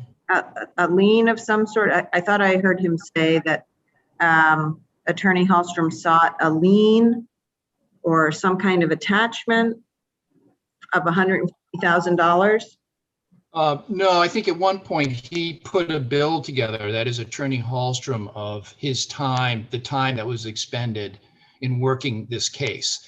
Under the contingent fee agreement, there's a provision in there that if he's discharged, he could seek to recoup his hours spent on the case and his staff at $350,000. That may be what he's counsel is referring to, but it didn't become an issue in the litigation. So is it unambiguously clear that there has been no recovery of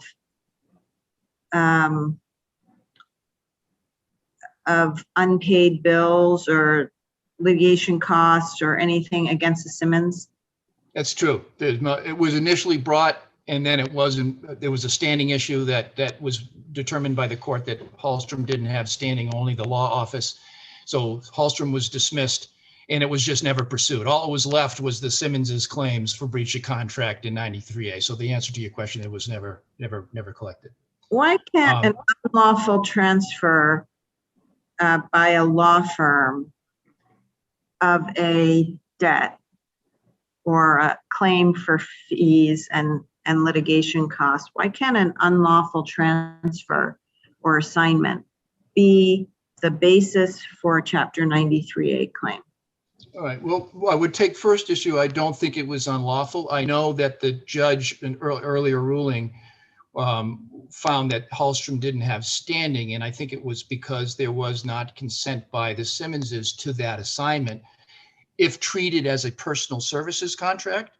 But I think in fairness, it wasn't the personal services aspect being assigned, it was to seek recoupment of those advanced monies, which I would suggest didn't need the consent.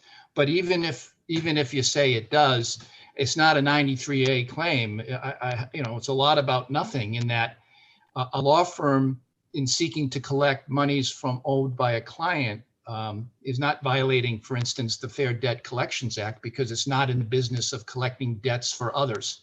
And Yeah, so but whether it was counsel, on what theory was any debt owed to the law firm? That's what I'm having a problem with. And speaking only for myself, there's a shock to conscience aspect of the efforts to collect any debt from these plaintiffs under these circumstances. No, I understand that. And just to reiterate, it wasn't pursued. But with your Honor's attention, I think it's to the written contract of December of 2009 contingent fee agreement does have a sentence in there that the Halstrom Law Office, while it didn't have to, could advance monies and costs and expenses, which were done, and that it could stop at any time, and that it had a right to seek reimbursement from the clients for those monies. Now, whether a law firm decides to do that or not is up to them, but there was language in that written contingent fee agreement that provided that.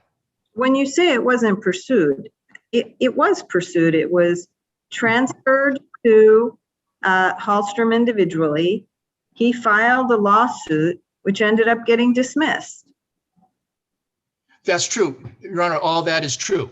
What I'm saying is that based on the ruling, it ended up back to Halstrom Law Office, right? They had the right to pursue it based on the assignment purportedly not being valid, but the Halstrom Law Office never pursued it thereafter. It was my point. Because someone finally showed some good sense not to pursue it. Your Honor, I have no quarrel with that. Okay, but they did initially transfer it to Halstrom individually to pursue. And the Simmons claim that they incurred litigation costs to defend against that unsuccessful effort. And if we were to accept the notion that the steps that led to that initial collection action could constitute a Chapter 93A violation, why is it that the defense costs to that litigation aren't Chapter 93A recoverable damages? Well, I think as the Superior Court judge found that the costs that were incurred were a result of Attorney Halstrom bringing the action. The only defendant in the case, Halstrom was no longer a party, and the only claims that the Simmons were making was against the law office. Right, So, but how did Halstrom get the claim?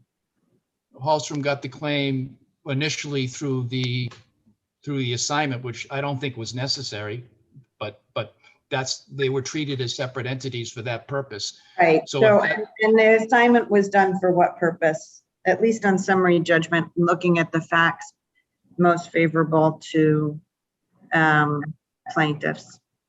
You know, Your Honor, in fairness, I think the record is pretty devoid of any explanation as to that. It could have been the thinking that in order for a law firm couldn't act on its own to without representation to make a claim, which I don't think is correct. I don't think there needed to be any assignment. But it was for purposes of collecting money from the Simmons. The assignment was made for purposes of collecting money from the Simmons. It could have been made for purposes of the law firm being that a law firm or a corporation can't act without counsel. That could have been the thinking.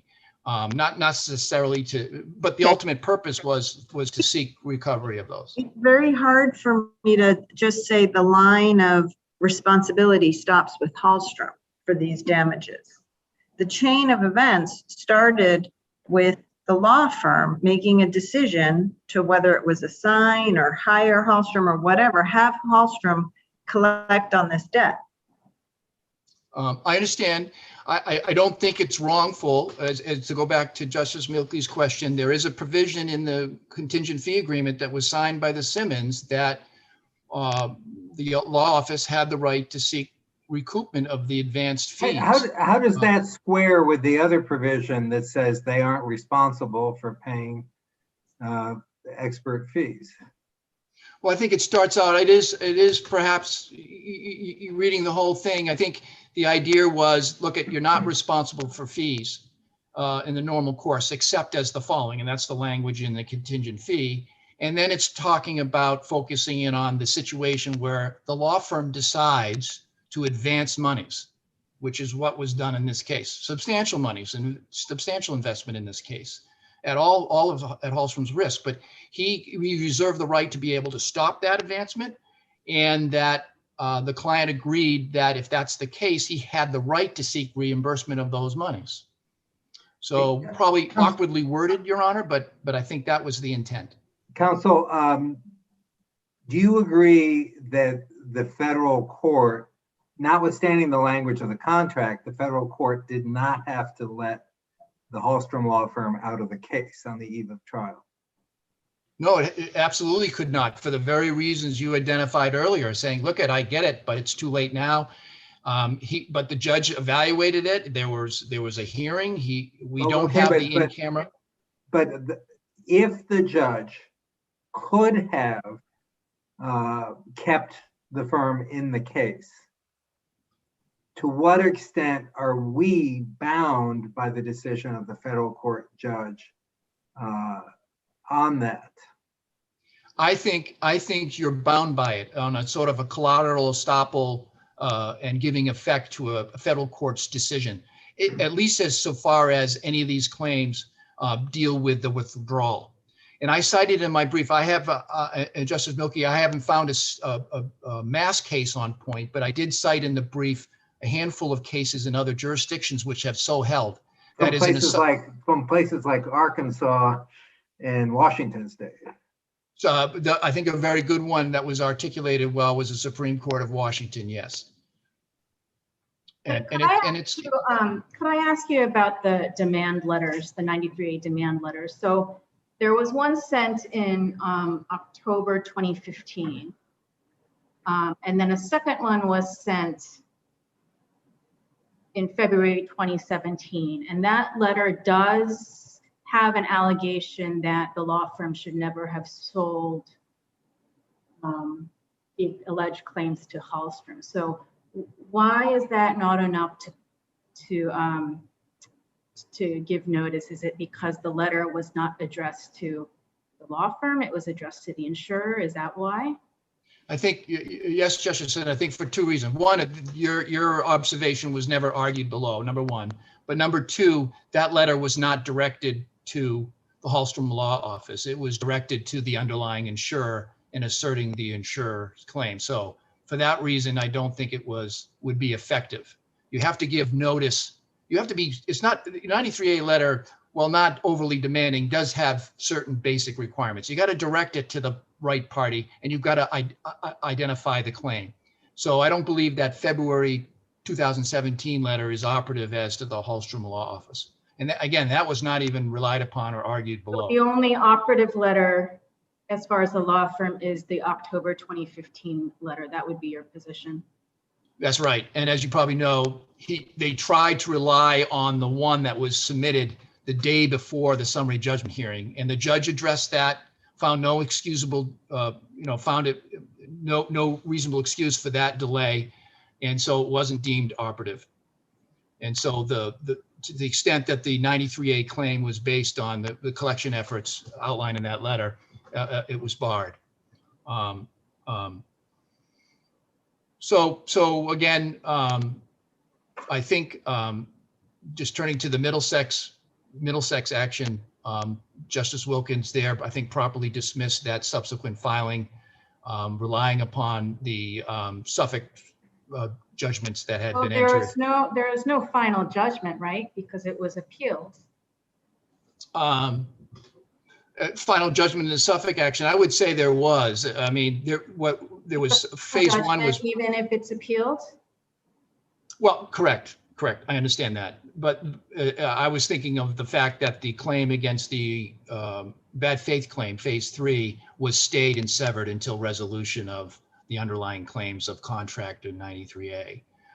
But as far as the Middlesex judge is saying, is there was no error in him finding that that claim, based on claim preclusion principles, was barred by the summary judgment ruling. Summary judgment rulings are entitled to claim preclusive effect. I'm still not understanding. Is there a case that says it's a final judgment even if it's been appealed?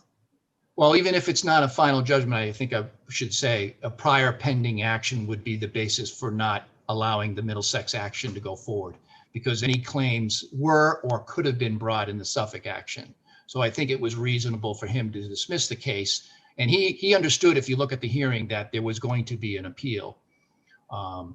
And so, again, I don't think that was any errors as a matter of law. Unless there's any further questions, I would leave the remaining arguments to the brief. Let me check with the panel. Seeing none, we thank you for your arguments. It's an extremely interesting case, and we've been helped by your argument.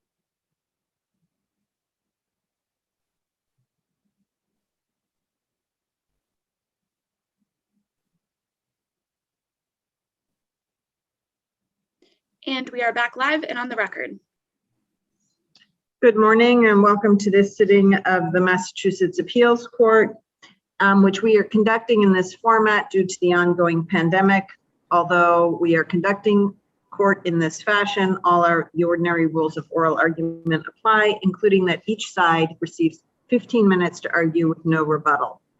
With that, I'm going to call the case of AO versus YA, case number 2020P0174. And I'm going to remind both parties that are both attorneys, that the case is partially impounded. And with that, Attorney Shenevert, we're ready whenever you are. Thank you. May it please the court, my name is Dana Shenevert and I represent the appellant plaintiff in this case. We are respectfully requesting that this court vacate the decree or the judgment that dismissed her complaint for 209A. There are 3 points that I'd like to address with the court today, having to do with mootness, the misapprehensions of fact, both by the appellee in the brief and also by the trial court, and then the errors of law committed by the trial judge at the time of the hearing. Now, I'd like to start with mootness. One of the arguments of the appellee's brief is that this case is moot, a non-issue, because not only did the ex parte order expire as a matter of law, but the complaint was dismissed. And in support of that proposition, my brother cites to Presiding. However, there is an exception to this doctrine of justiciability, which is where there's conduct that is capable of repetition, yet evading review, and that is the case here. Now, the burden of proof there is, this exception is applied in extraordinary circumstances where the plaintiff can reasonably show that she will be again subjected to the alleged illegality, right? And that is the case here, simply because these parties share a child. Their interaction is required by their court-ordered parenting time custody arrangement, and the parties concede that this is a highly conflictual relationship, that the parties have been embroiled in a hotly contested custody battle for the 5 years prior to the filing of this complaint, and according to the docket for the foreseeable future. So it is our weird thing about mootness in this situation is normally we see this mootness argument raised where someone says the appeal is moot because the underlying order has already expired, right? It's just, it was issued, but it took so long that for the appeal to get here for one reason or the other, that it already run its course. Here, I think that it's a little bit of a different circumstance because the argument is that you're appealing the denial of a 209A, right? You're appealing the denial of an extension. Sure, yes. And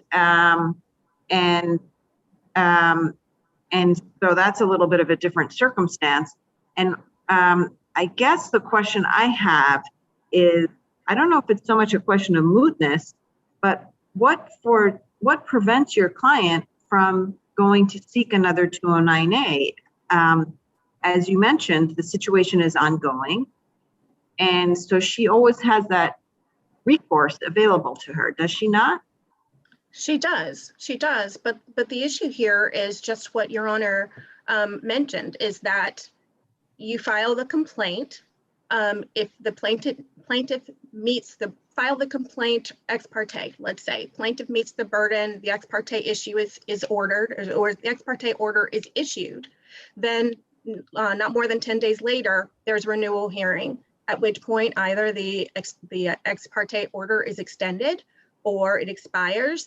So this is the cycle that can go on and on and on before, and you can continue to appeal those orders.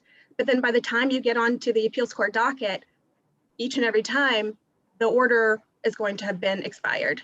So that is why this continues to be a justiciable issue, is because it can continue to happen and evade appellate review. Counsel, what is the state of the larger family and probate court proceedings? Are they all resolved now? They are not, Your Honor. And I don't want to necessarily go off the record too much, but it's still highly contentious. It is still ongoing. There is no final judgment having been entered in that case. No, wait, the reason I bring it up is, besides that issue, a lot has happened, I suspect, between the time this order was denied and today, which goes to Judge Wolohojian's point that there is nothing that is per se precluding your client from seeking a 209A order if circumstances warrant it. Sure, and I will say, without going too far off the record, and I will qualify what I'm getting ready to say by, I am not my client's probate and family law attorney in that family law matter. But what I know, based on the underlying litigation, it is still highly contentious, and these issues still exist. And so what the focus... The weird thing is, let's say we were to agree with you that the judge should not have denied this order. Would that mean that it would go back for rehearing on the record at the time, which is sort of what would normally happen? Or is it that, which doesn't make a lot of sense to me, because as you know, the situation is dynamic, events have changed. And so why isn't it that the better course is to allow a new proceeding to be filed? I will say that the course here is, the argument is that the course here is to, well, once you remand, if there is a remand for further proceedings, the current status of the parties becomes relevant. So not only are we looking at the record as included on appeal, but we are also looking at the present circumstances of the parties. And the remand here, or the argument here, Your Honor, is that even if we remand to the same court, these proceedings as they went forward were unfair to my client because the judge erroneously looked at this case through the wrong lens, which is the next issue, that I wanted to that I wanted to address with the court. But counsel, if the judge simply didn't believe your client, which appears to be the case, why does it matter what lens he or she looked through? Well, according to precedent, there are other parts of the analysis. The court's analysis was incomplete. Not only does there need to be a credibility assessment, but there also needs to be a meaningful review of the sufficiency of the evidence.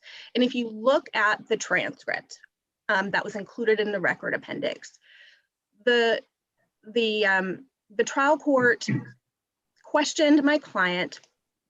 The trial court actually heard a motion in the morning, different issue. Then my client comes back to court that afternoon, having misapprehended which court, either the district court or the probate court, had jurisdiction over the matter. And understandably so, because 209A3 indicates that these courts, the district court and the probate and family court, have concurrent jurisdiction over this type of issue. So she was advised, and I would argue she got bad advice from the advocate that said, you need to go back to the probate and family court and have this order extended. So she goes back and she's before the judge who heard a motion earlier that morning. And I wanted to correct for this court that this was not an ex parte hearing. This was the renewal hearing that all parties had knowledge of, or actual notice of, with the defendant having been served with the ex parte order on the night of the incident.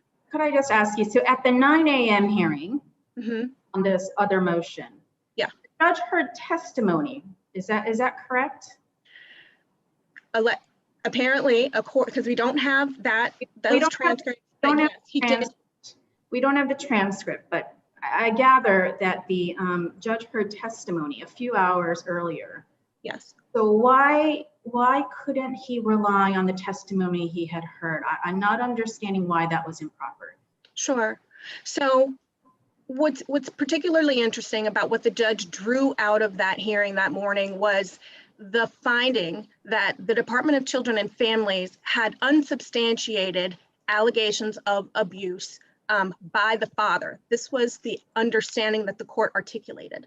Then in that same line of questioning, my client clarified for the judge that no, those unsupported allegations had to do with her, right? There were unsupported allegations that she had abused the child, right? But she corrected the court to say, no, it wasn't the unsubstantiated allegations against the father. It was unsubstantiated allegations against me. So what the court did, though, was he misunderstood that. He took that hearsay, that impermissible hearsay. There's no indicia of reliability. Now, there are, when we talk about testimony, because this is testimony that apparently maybe either party, it's unclear, gave about the DCF involvement, this requires some... Without the transcript, how do we even assess this claim? We don't know what the judge heard at that earlier hearing.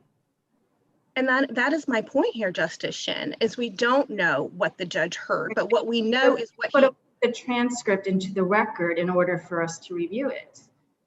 I didn't have it, Your Honor, quite frankly. I just did not have it and could not get it in time to include it even in a supplemental record appendix to have before the court at the time of argument. So that is, in my view, a problem.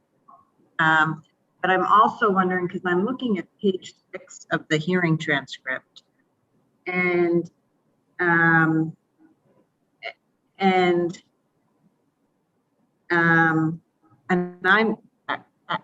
looking at that, and I'm not sure that I read it in the same way, but maybe I'm misreading it, that the DCF inquiry related to, she says, your client says other incidents.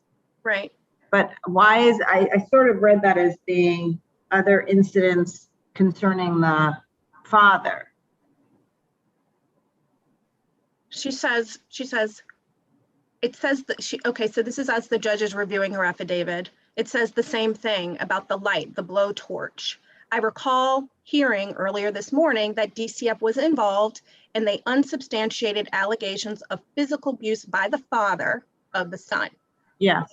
Then there could be a reasonable inference that my client's response is an objection based on relevance. No, that did not have to do with, that's different from what I'm alleging now. Right, that's what she says. She says that was another instance, Your Honor, not this most current one. That's right, yes. Right. Now we have no way of assessing one way or the other, right? We have no way of assessing which is correct because we don't have the transcript. Well, but my client testifies it was about his father saying that I hit him and hit the child at the exchange. Okay, So well, then he doesn't even, and that's a contradiction with the judge's recollection. that's right. Why are we to weigh that? How are we supposed to know that she's correct as opposed to the judge being correct? Well, I think that that's the issue. There is no indicia of reliability on either one of these statements. However, the judge and the judge takes this statement as part of the evidence and infuses it into his credibility determination, which arguably was not based on the right legal standard. He did not articulate which legal standard he believed my client needed to meet in order to meet her burden to have the 2098 order extended. And then he just your client is saying he made a wholesale credibility determination that he did not credit your client. And if that's the case, because we accept those, we just accept those. Sure, you have to. But if that's the case, what difference? I mean, Judge Milkey asked this question in the beginning. What difference does anything else make? If he doesn't believe what your client is telling him as a factual matter, what difference does the legal standard make?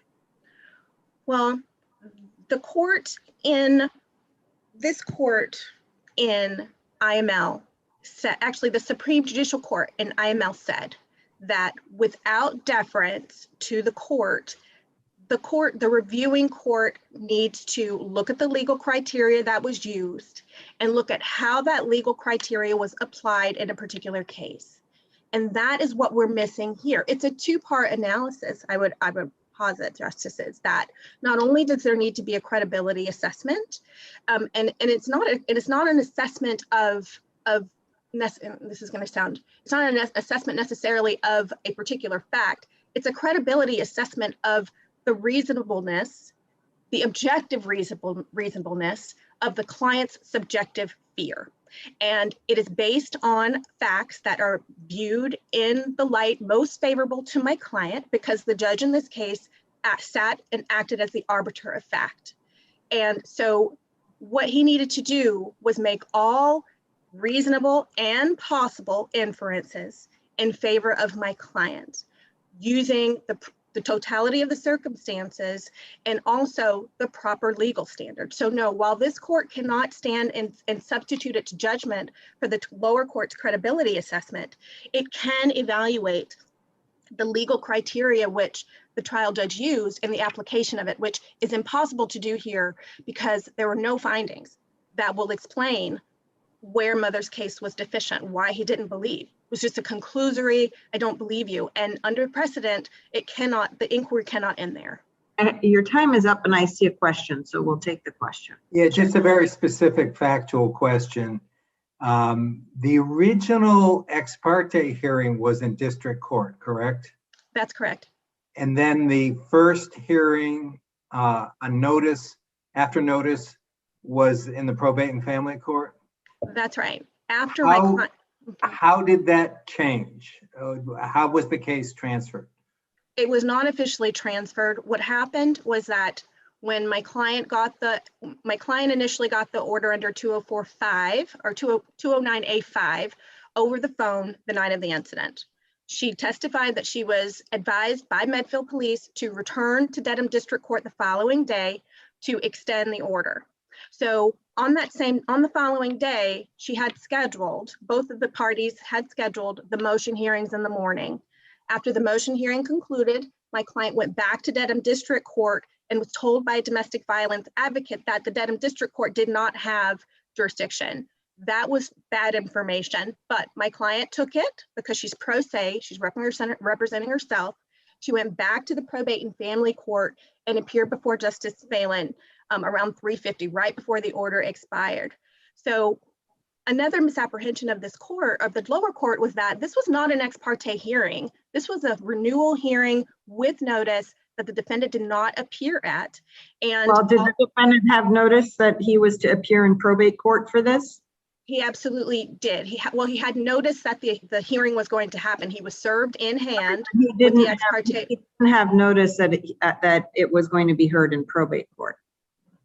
Well, he was served. The record at No, but the service would have been that it was going to be heard in district court. In debt.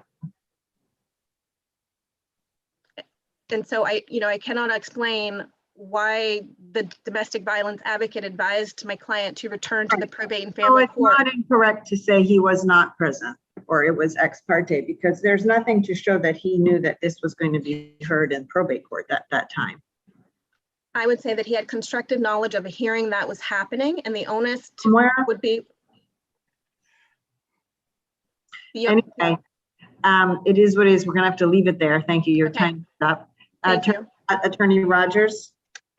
Thank you, Your Honor. May it please the court, Matthew Rogers for the defendant appellee. Our essential position is that the judge followed the law. He assessed the totality of the circumstances, correctly applied the law. As Justice Wolohojian said, he made a wholesale credibility determination. It's really the end of the matter in the 209A case. I would like to add that over the past year, the appellant has filed several additional 209A cases against the appellee, and they've all been denied. The ongoing probate case, I don't want to get too far off the record, as my sister said, that's coming up for several motion hearings in September. The appellee has been granted full parental rights, terminating the parental rights of the appellant. There's frankly no way that this 209A order can be issued at this time. But that doesn't moot this appeal, right? Doesn't technically moot it, but there's no way that a 209A order could be compatible with the probate court orders at this point. Well, maybe the orders, I'm speaking purely hypothetically, but the orders would have to be modified. The custody orders, right? I mean, if a 209A order issues, obviously the custody orders would not be able to stay in place.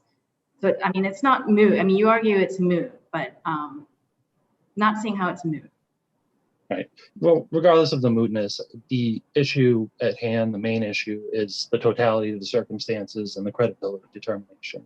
Okay, counsel, would you agree with the proposition that in making the credibility determination here, the judge was relying in great part on his, I can't remember if it's his or her, but knowledge of the wife from prior proceedings in this larger probate matter? Yes, Judge Phelan brings it up in his in the transcript. Okay, what is the bounding principle on that? Say they hadn't been before him in a year. Could the judge just say, well, I remember you and I don't believe you? Well, I think the judge gave her several opportunities to add anything she would like. In fact, he asked her 3 times, is there anything new you'd like to add? But if you look at IMLA, the totality of the circumstances specifically includes ongoing child custody or other litigation. Frankly, there's no other judge who would be better suited to make that credibility determination than the judge who is actively engaged in the ongoing child support litigation. I think the facts of this case are really... How does the judge have authority to act on a 209A filed and pending in Dedham District Court without some kind of transfer order or reassignment? I don't believe that it was ever filed in Dedham District Court. It doesn't, I mean, she filed an application there, but they didn't accept it. They told her to go to the Norfolk Probate Court, and she went to Norfolk Probate Court. She actually refiled a brand new affidavit at Norfolk Probate Court. Was there a new complaint? There's a new affidavit. I don't know if there was a new Was complaint. there a complaint filed in the probate court? What complaint was this judge acting on? There's a complaint. Let's see. The complaint was to Judge Phelan. It was at Record Appendix 30. Let me look. Hold on. I'm just a little bit slow and behind you. Let me look. So she did file a new complaint at that time. Okay. So this would be an initial ex parte proceeding in your view then on a new complaint? I think that the lines are blurred, obviously. She received a temporary emergency order over the phone the night before. But then she did refile this new application the following day. I don't think that the standard really changes very much, though. It's still the totality of the circumstances and a credibility determination at the end of the day. How do we know that this on page 30 was filed in probate court? Is Judge Phelan's name at the top right-hand corner?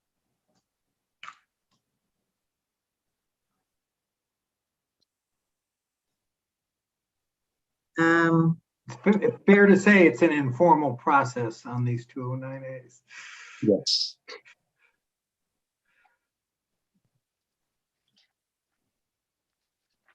Is the docket sheet for that docket number included in the record appendix? I don't believe it is, Your Honor.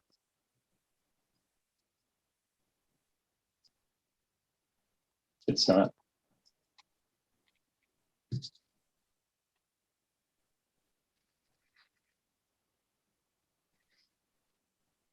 Well, the check mark on the next to the box for probate and family court, is that something that's filled out by the plaintiff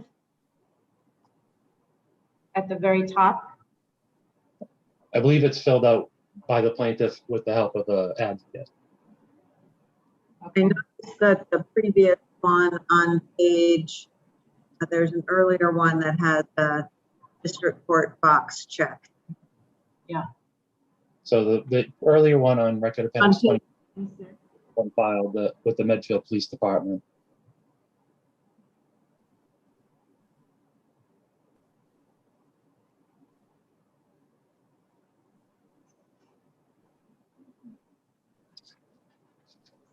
Do you have anything further?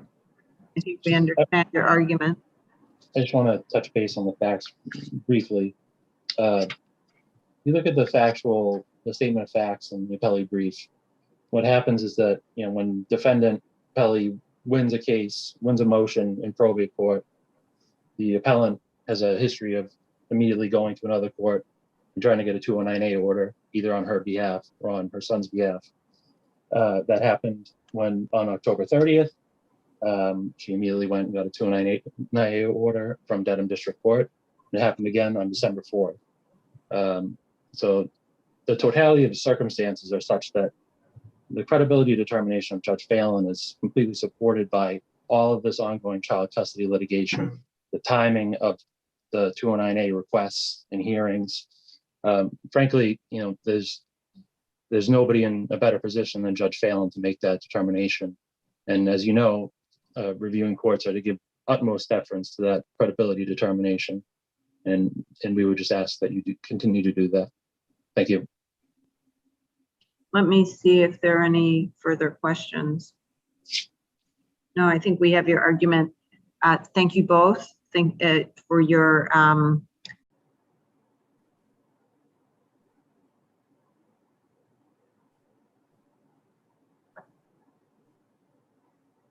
And we are back live and on the record. Good afternoon. Welcome to this sitting of the Massachusetts Appeals Court, which we are conducting in this format due to the ongoing pandemic. Although we are conducting court in this way, all the ordinary rules of oral argument apply, including that each side receives 15 minutes to argue with no rebuttal. With that, I'm going to call the case of VICUNA versus DRAPER Properties. Case number 2020-P0831. Attorney Kelly, we are ready whenever you are. Thank you, Your Honor. Good afternoon, and may it please the court. I'm Tom Kelly, and I represent Lucas VICUNA, who, as you know, suffered a very serious traumatic brain injury when he fell approximately 30 feet off of a roof while clearing snow on February 18th, 2015, at the large commercial facility owned, managed, and maintained by the defendant in this case, DRAPER Properties in Canton, Massachusetts. The trial judge clearly abused her discretion by excluding the OSHA materials from evidence in this case. Her rulings and statements on the record that OSHA only applies between employers and their direct employees, and that the multi-employer citation policy only applies on construction cases, are clear errors of judgment. It's reasonable to conclude that the inclusion of that evidence may have made a material difference to the outcome of the case. The judge's Counsel, if I can just interrupt. Of course. The threshold question of whether the OSHA multi-employer policy applies is a question that falls to OSHA, correct? I agree with that, Justice Milkey, and I think that... But based on this record, if anything, the record would appear to suggest that OSHA didn't think it applied, given their actions.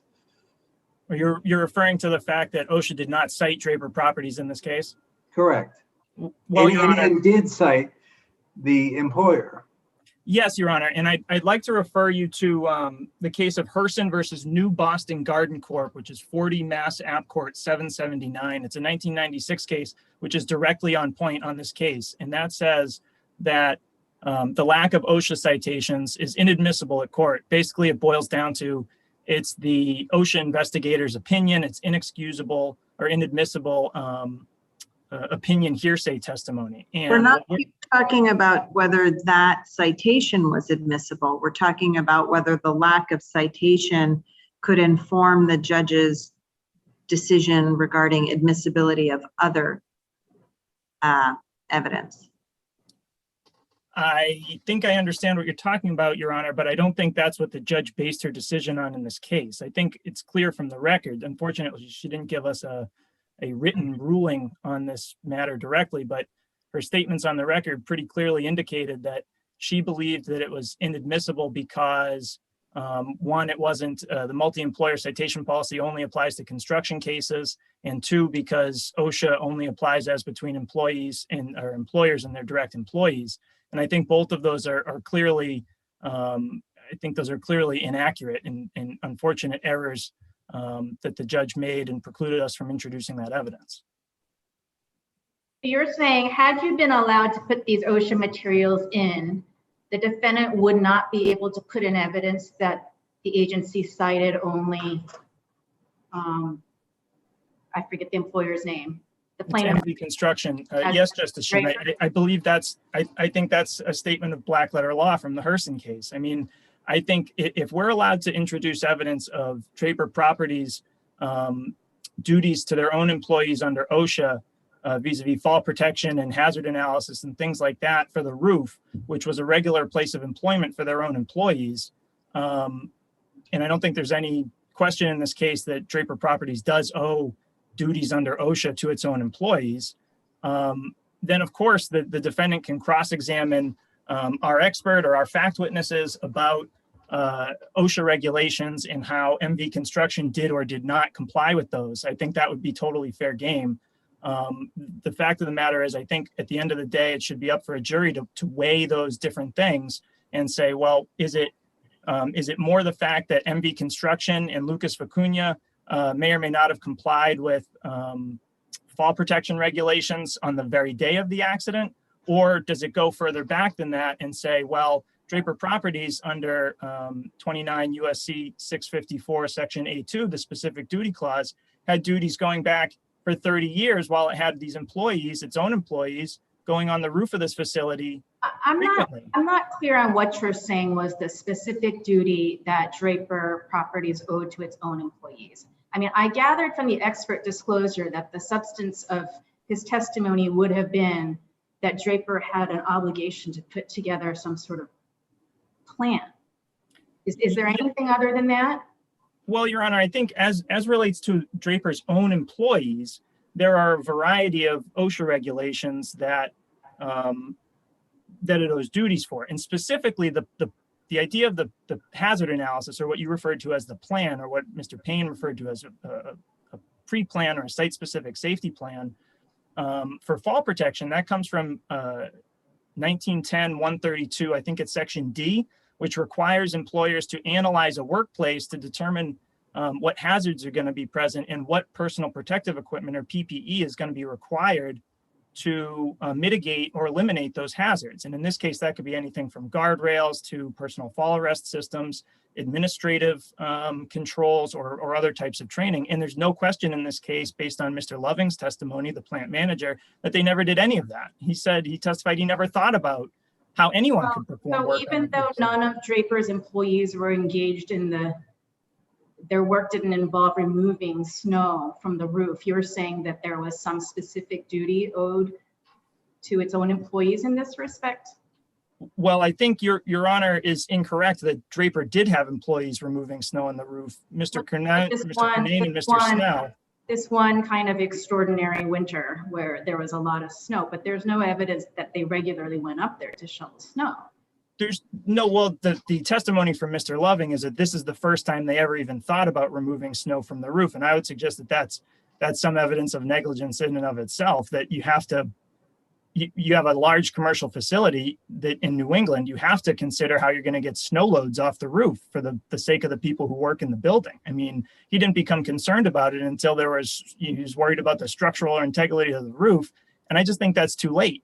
But if their plan was to hire professionals to remove the snow anytime it needed to be removed, then what's the duty owed to its own employees?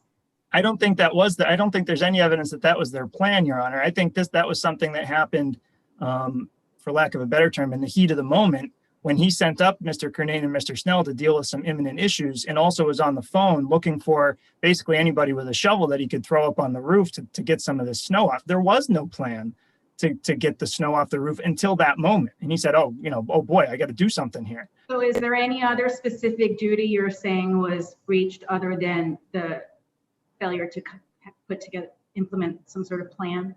Well, I think that the term specific duty clause, Your Honor, in reference to 654A2 is sort of juxtaposed to what they call the general duty clause in 654A1, which does specifically— The general duty is owed only to your own employees.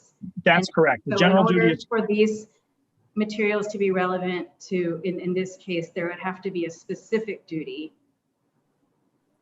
That's correct, Your Honor. And I do think that primarily it's this idea of planning, putting together a plan for work that's done on the roof, but also as soon as he sends those two guys up on the roof the week before, they have to comply with 1910.28 and 1910.29, which are the fall protection general industry regulations, those are in the materials that we sought to introduce, and Judge Miller precluded that evidence in addition to the multi-employer citation policy itself, and in addition to that snow removal bulletin that we referenced and the job hazard analysis safety manual.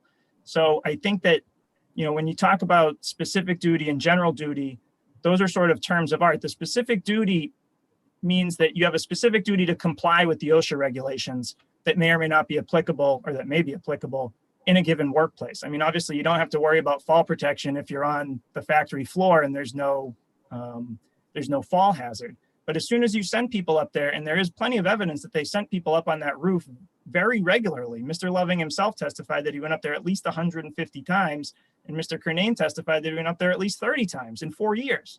So I think that as soon as you start doing that, you do have a specific duty to comply with these OSHA regulations.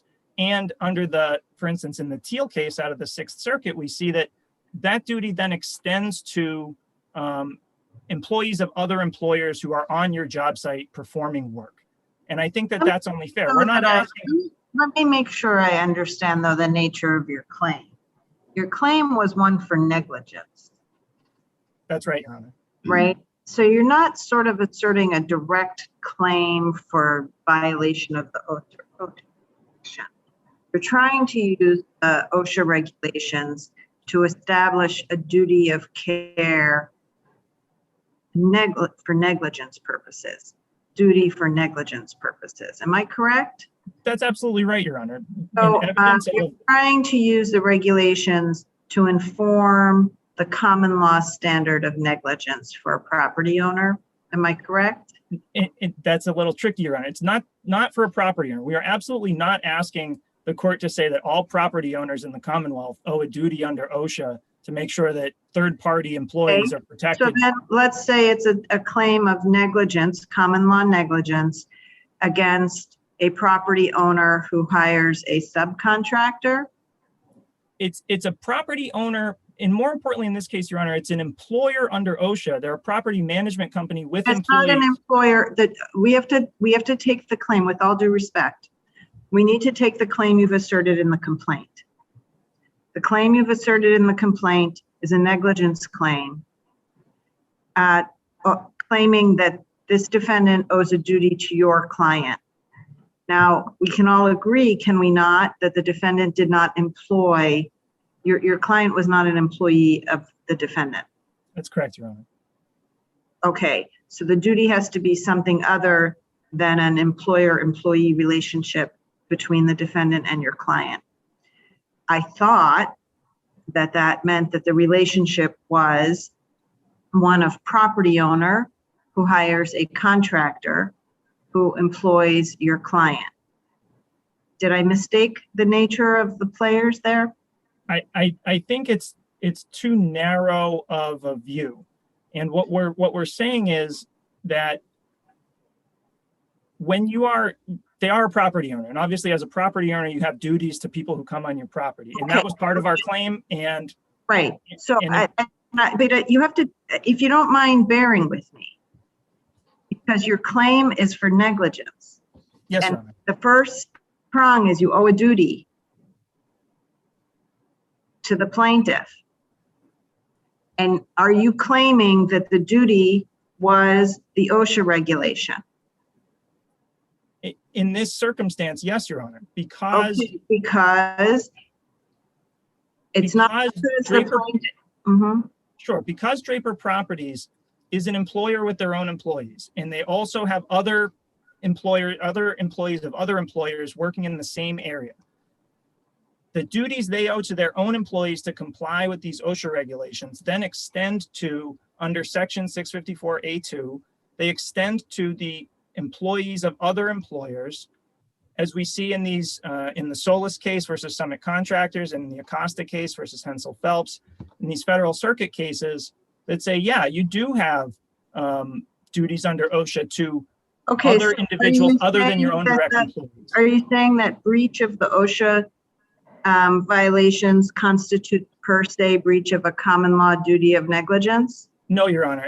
As is always the case with a statute or a regulation, it's only some evidence of negligence. We could get this stuff in and a jury could still say, well, you know, your guy was there and he could see whatever he could see and he still fell off the roof. That's his fault. We're not asking for per se at all. We're just asking for some evidence of negligence. That's all. All right. So then that takes me to, since it's not a per se, it's not per se evidence of negligence, but just could be considered in the mix of the totality of the evidence. I guess that gets me to the question of prejudicial error, even if we were to accept that there was an abuse of discretion in excluding it. How would you then establish the quantum of prejudice that's necessary? Where I think this was clearly a prejudicial error, Your Honor. I mean, Mr. Payne, our expert, was allowed to testify, and Mr. Green in just a minute here is probably going to tell you all the reasons why he shouldn't have been. And if he had those OSHA regulations to point to as some duty, something that these Draper people were supposed to be doing that they failed to do, I don't see how there's any way that a jury could look at that. But I mean, MV Construction is an employer that owes a duty to its own employees, presumably including the use of protective equipment, right? Would you agree with that? And the jury found the plaintiff contributorily negligent 70%. That's right, Your Honor. So and I think if we had this, I think if we had this evidence, it could have been flipped. And the standard is, oh, did we lose Justice Milkey? No, I'm still here. And I just think, but before my time runs out, Your Honor, I just think that the standard is if it may have made a difference in the outcome of the case. We don't have to prove that it certainly would have. And I think the way juries' minds work, it definitely maybe could have made a difference. And I don't see how there's any way you could look at this important evidence and say that it wouldn't have made a difference. I think the standard is more onerous than may have made a difference. I forget what the precise articulation is, but there has to be some sort of, it has to have had, we have to be able to say it would have had some substantial contributing factor to the verdict. And given that MB Construction itself declined to use protective equipment, I'm not sure where the prejudice is. Well, I just think also on that note, Your Honor, I know my time is out, but MV Construction, the evidence is in this case is that they basically could not possibly have used protective equipment because of the layout of the roof, because their typical way of using protective equipment was to nail an anchor into a roof, and you can't do that on a rubber roof without damaging it. And there was just so much snow on the roof that they couldn't possibly have used an acceptable form of fall protection. How is Draper Properties supposed to provide those two guys the week earlier with fall equipment? I mean, it's by planning ahead, Your Honor.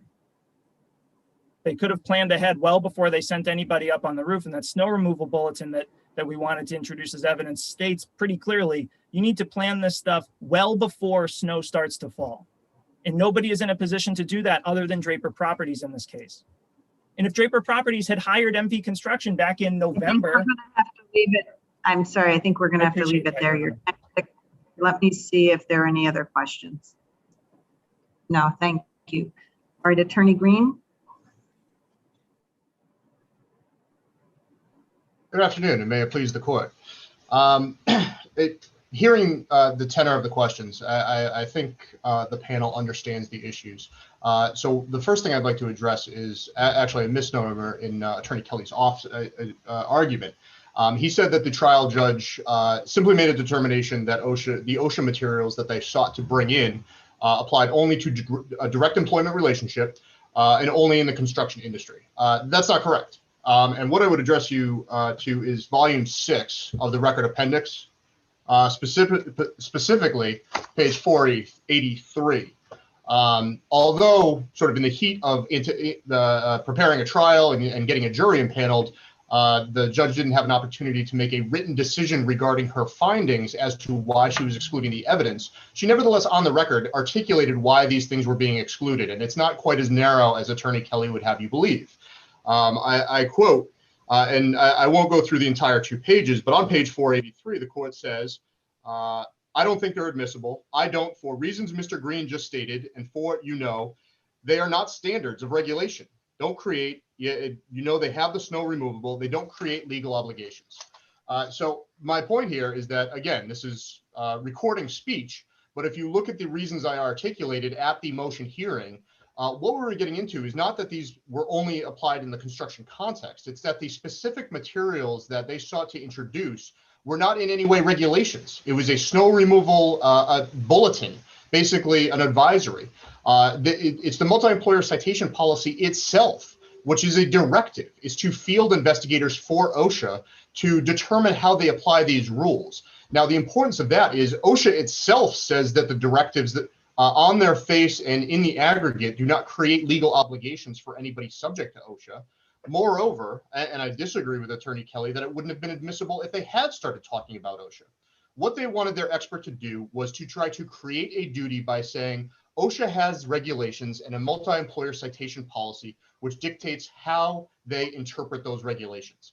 I am an expert in interpreting those regulations as OSHA would, and I determined that this is a multi-employer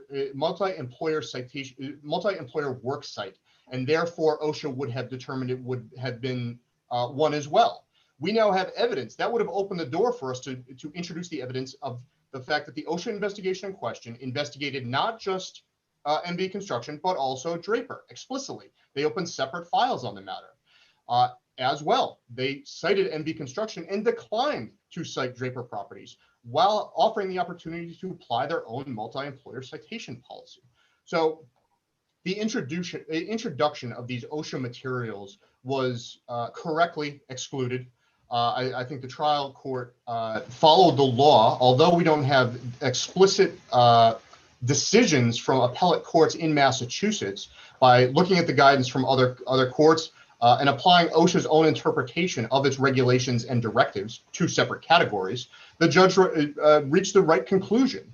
So not only did the court reach the right conclusion on this issue, but there is no way that the plaintiff appellants can show a clear error of law, no such legal decisions exist, or a material difference in the outcome, where, as Justice Shin pointed out, the jury came back and awarded 70% negligence upon the plaintiff and heard explicit testimony about how NV Construction arrived to this job site with fall protection equipment in their van.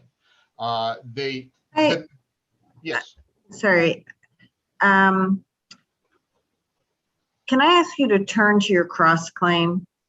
I was just about to. Your cross appeal. Of course.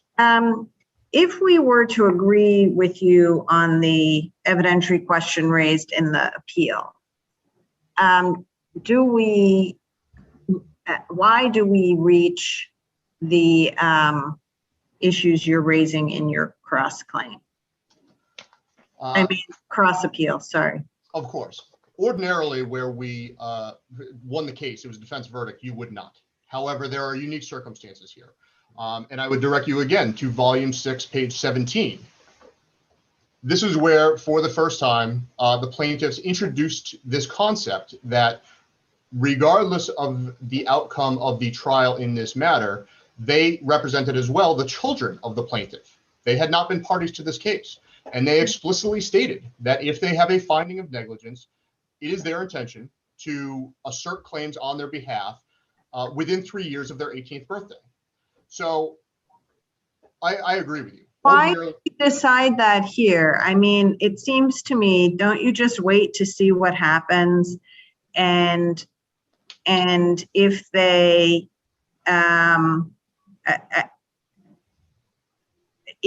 bring that suit, then you have that discussion or that fight over whether the outcome of this, the underlying litigation is admissible in any way. It seems to me tricky for the plaintiff, because if they want to get in the finding of negligence, it seems to me a hard thing to keep out the finding of on the contributory negligence. And to be clear, I'm not asking for a ruling from the court that precludes them from going forward with any derivative consortium claims that have not yet been brought. I do think that's an issue for them. No, but counsel, you do seem to be pressing us to reach an issue we may not need to reach, which to me does not sound like a cross appeal. Well, or at least a proper cross appeal. It's not an issue that you do not need to reach. The issue I've brought is, was there a clear error of law in including so-called theory 1 on the jury slip? And the reason I want you to reach that question is because now there's a real possibility that it has some effect. This question directly affects that issue. If the appeals court declines to address that issue, then my client has lost the opportunity to say that that's not even properly before the second court, which may be hearing the consortium claim. So I do think that claims would be entirely derivative of the negligence claim. And your client prevailed. So, I mean, it's just really hard for me to see what you're asking us to do here. Sure. Well, the derivative claims, the consortium claims, wouldn't be reduced ordinarily by the comparative negligence of the plaintiff. So that's the point. If in fact we did prevail on, I think, the one true theory on this case, which is the retained control theory. Based on that, the derivative consortium claims would be barred. There would be no negligence. On the so-called second theory, that a reasonable property owner had some duty, which has not been articulated, the jury came back yes. And since the derivative consortium claims are not reduced by the comparative negligence of the plaintiff, what they are seeking to do is take that incorrect finding of negligence and use that as the basis to go forward with the consortium claims. You represent in your brief that you objected, I don't know if it was you personally, but that there was an objection below to this, the way that this question was worded. Where can I find that record, the objection? The objection to the theory one on the verdict slip. The special verdict form. It's in volume 6 during the pretrial conference. I do not have the exact citation to you, but if you give me the opportunity, I'd be happy to provide that after the fact. Was there an objection when the verdict was returned?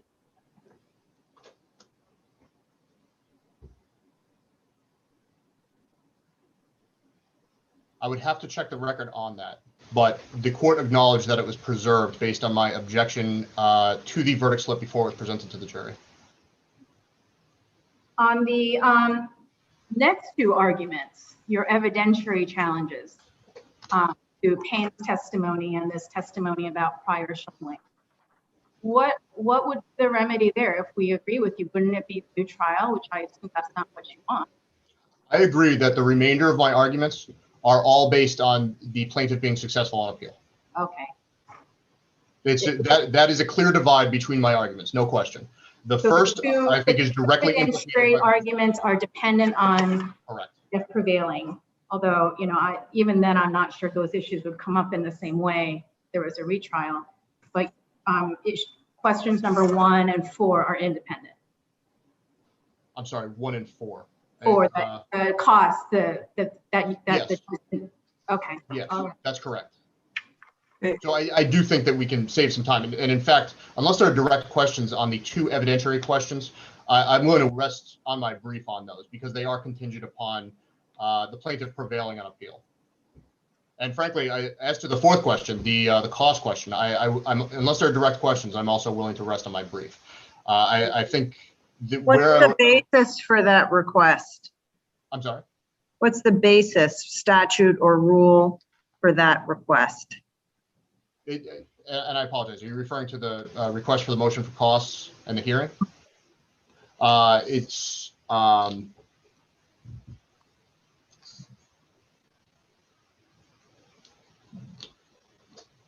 for the recovery of statutory costs after prevailing at trial. I forget the exact statute, but it has a statutory basis. The costs that can be sought are limited by statute and are frankly relatively small.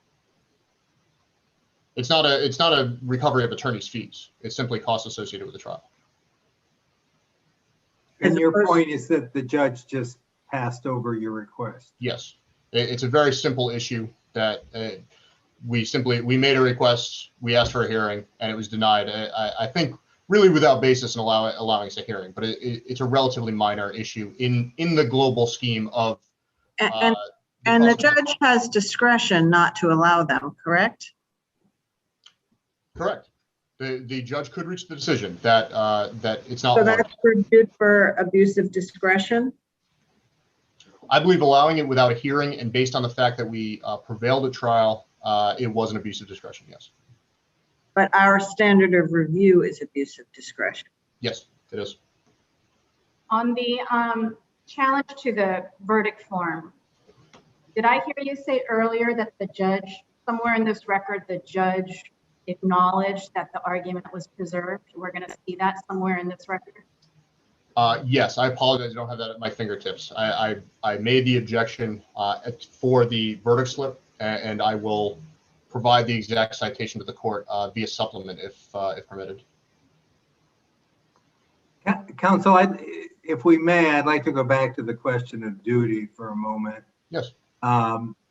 Let's say, change the facts a bit, where DRAPER had hired or used its own employees together with MB Construction, working side by side to clear the roof. Under that hypothetical, would DRAPER, I assume, have duties of care, including the responsibility to comply with OSHA regulations with regard to its own employees? It would certainly be a closer question, but it would be determined by supervision and control. In that scenario, if it's a mixture of DRAPER and MB Construction employees, I think the factual question would be who was supervising them, who was controlling the manner in which they worked, and who had control over the work site on which they worked. So yes. Well, assuming arguendo that it had a duty as to its employees, if an MV construction employee was injured because of Draper's failure to fulfill its duty of care, could the OSHA standards have come in under that scenario? Potentially, if it's a scenario of joint supervision and or control, yes. Okay, and how do you address your brother's argument that given the nature of this roof and the fact that MV construction was, as a practical matter, prevented from implementing safety measures, and that it required long-term planning, that was it within Draper's control, that it's fair and meet to put that duty on Draper? I actually would refer you to Lyon v. Morphew, because I think that's really the case squarely on point that addresses this issue. And I actually have a quote from Lyon v. Morphew. The SJC has never recognized a common law duty of building owners to place or maintain fall protection safety devices on roofs. That's 424 Mass 828 at 834. That's really what we're getting at. But isn't there potentially a distinction between maintaining safety equipment on a roof and constructing and maintaining a roof on which standard safety equipment cannot be used? No, because that's outside the knowledge of a building owner. That you're talking about specialized roofing industry details. If MV Construction had come back to Draper and said, we can't use our typical safety equipment, we need to bring in lifts in order to do this work safely, and Draper had said, no, I don't want you to use lifts, go do it anyway, that would be a different scenario. That would be where Draper is controlling the means and methods of the work. That's not what we have here. MV Construction at no point communicated to Draper that they couldn't use typical methods, that what fall protection equipment they were going to use, how they were going to use the job safely. This is a situation where if there was a spill on a cafeteria floor and that cafeteria hired a vendor to clean up that spill, and then he slipped in the spill, he can't then sue them for identifying a condition and asking them to remediate it. So I see that my time has expired. I'm happy to answer any other questions that the panel has. Let me see. I don't see any, so thank you. Thank you both for your able and helpful argument. We appreciate.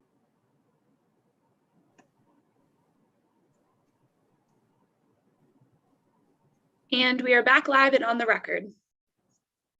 Good afternoon and welcome to this sitting of the Massachusetts Appeals Court, which we are conducting in this format due to the ongoing pandemic. Although we are conducting court in this format, all the ordinary rules of oral argument apply, including that each side receives 15 minutes per argument.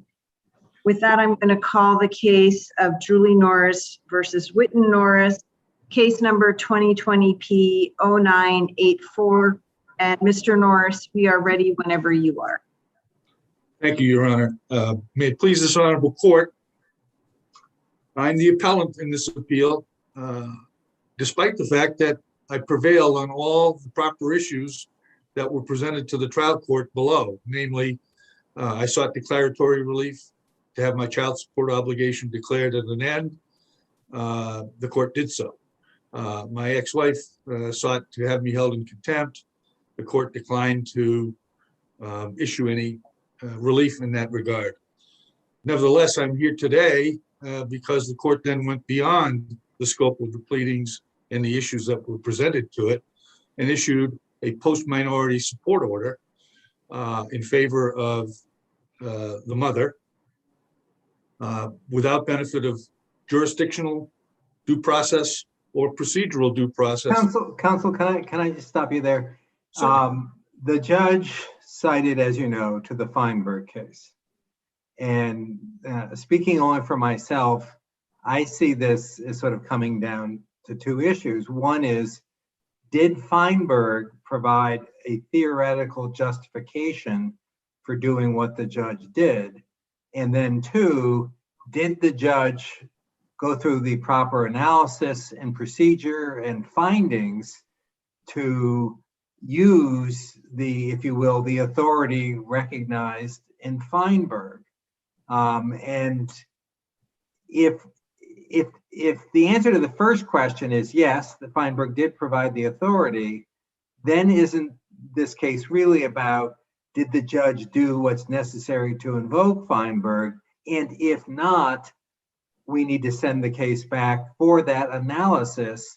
And I would just add one final point, which is, in such a scenario, do you understand that you could end up paying more than you had agreed to the first time around? The answer to your first question is yes, Feinberg does create that opportunity. I've never denied it. I've never disputed it. The answer to your second question is no, because there's no jurisdictional basis for the court to act at the moment. My ex-wife. What do you mean by jurisdictional basis? Is it because your former wife didn't file a complaint? Correct. Seek relief on that basis? Okay, but your complaint put the issue of continuing post-majority child support payments before the judge. And why did she need to file a separate complaint as opposed to raising this as Feinberg issue as sort of a defense to your complaint for modification? Because that issue wasn't joined, Your Honor. Child support under section chapter 208 is very different from equitable relief under chapter 215, section 6. The evidence required may be entirely different. There are no child support guidelines that the court can follow for post-minority support. This is just... Ms. Morrissey, that may all be true, but as a matter of jurisdiction, this judge had jurisdiction under both regimes, correct? No, I don't believe you can invoke a statute without at least setting forth a factual basis for invoking that statute. As we sit here today, I have no idea what legal theories or factual theories support the award that was made. In fact, all right, in your supplemental memorandum in support of summary judgment, it looked to me like it was clear that that you knew that that section 6 was at issue, and that the court was considering that was at play. At the time, I said that the issue was not properly joined because it wasn't right, because nothing had been asserted. I had no response to any factual assertions that I could make. I couldn't disagree with, and in fact, the judge picked a number that frankly is quite arbitrary. Even you sitting here today don't know why the judge chose that number. He simply continued a support obligation at the same level as had been agreed upon 9 years earlier. I don't know how to respond other than to point out that in my supplemental memorandum, I simply stated that, yes, that issue is always there when you have a disabled child, but the facts are different for one child than they are for 3. The circumstances of the parties are different than they were 9 years ago, financially and otherwise. My ex-wife has remarried. She remarried long ago. So Feinberg says that it would put form over substance to require there to be a separate action commenced with stating the correct basis for jurisdiction, which here would be the general equity statute, right? But I understand you now to be arguing something a little different, which is you're saying that you weren't given the opportunity to develop facts relevant to the judge's exercise of that jurisdiction? Correct, Your Honor. In Feinberg, the court, the child was in state custody, not in custody of the mother. And second, the mother was seeking funds for clothing and toys related to schooling. and the court sent it back to judge the reasonableness of those expenses. Those were expenses that everybody knew about. She filed a complaint alleging those expenses, and then the question was, were those reasonable expenses or not? The court sent the case back because everybody knew what was at issue. They were simply trying to determine the reasonableness. She never offered any evidence of what the child's needs were once the guardianship was implemented. Correct, Madam Justice.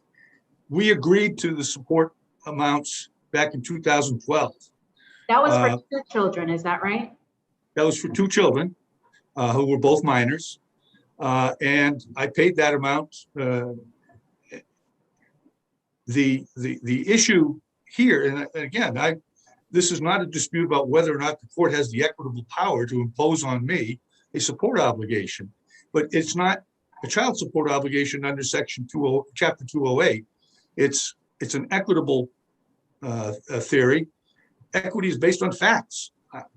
All right, so I hear your argument is slightly different now than maybe I understood it from your brief, which is that it's not really a matter of the court's competence when you're talking about jurisdiction, that the court didn't have competence to act on a Chapter 215, Section 6 kind of equitable post-majority support order, but rather that the facts did not justify the order here. Is that correct? That is correct. Okay, then let me ask you a question then, now that I have that straightened out. This was a trial by representation that the parties agreed to proceed in that format, which is not unusual in the probate court. And we don't have the trial transcript. So how can we possibly assess the arguments that you are making about the correctness or incorrectness of the amount of the support award?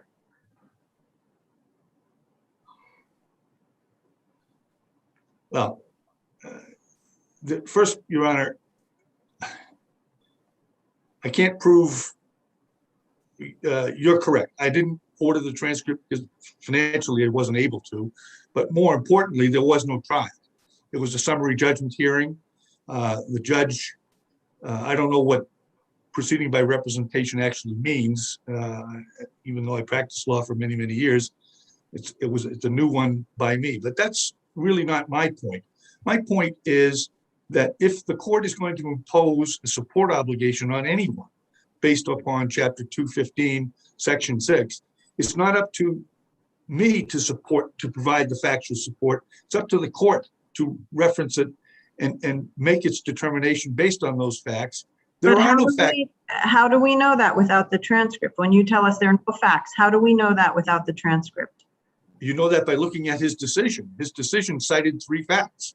1, the mother was the guardian of the son. 2, he was incapacitated or an incapacitated person. And 3, I had the financial wherewithal to pay the money.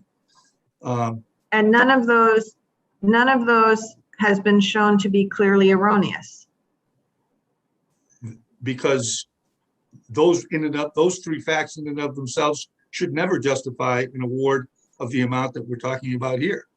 It's a continuation of a pre-existing obligation. It's not, there's no express justification for imposing it at all. It's something that's 9 years old that was based upon a point in time when I was still practicing law and making much more money than a 65-year-old retiree. So in your view, would the solution be for us to ask the judge for additional findings with respect to the amount?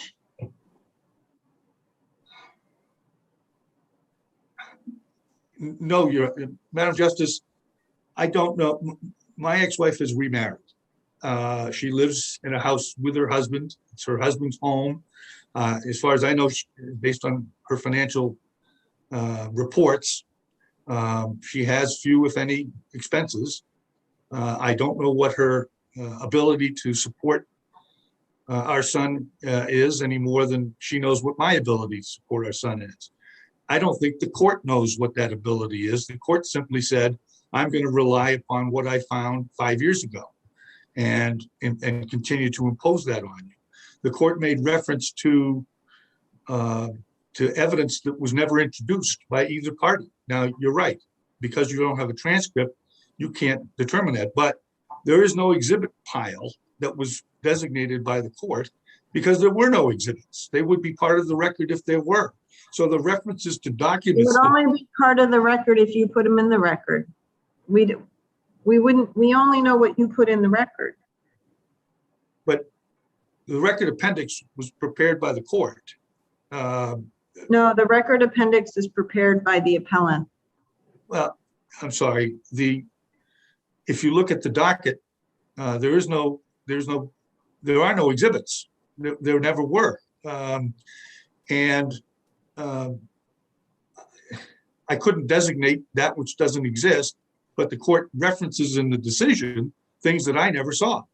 I don't know what DOR report he was referring to because he didn't present it and it wasn't introduced by either of the litigants. So I don't know how to designate it as something as part of the record, which was never before me.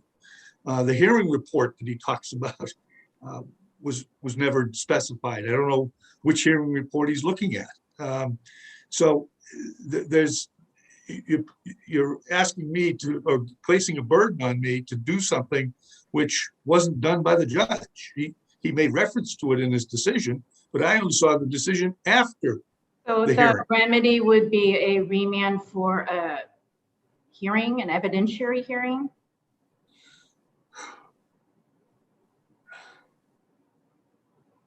I don't really know how to answer that. I've been paying for 3.5 years the amount that I've been ordered to pay.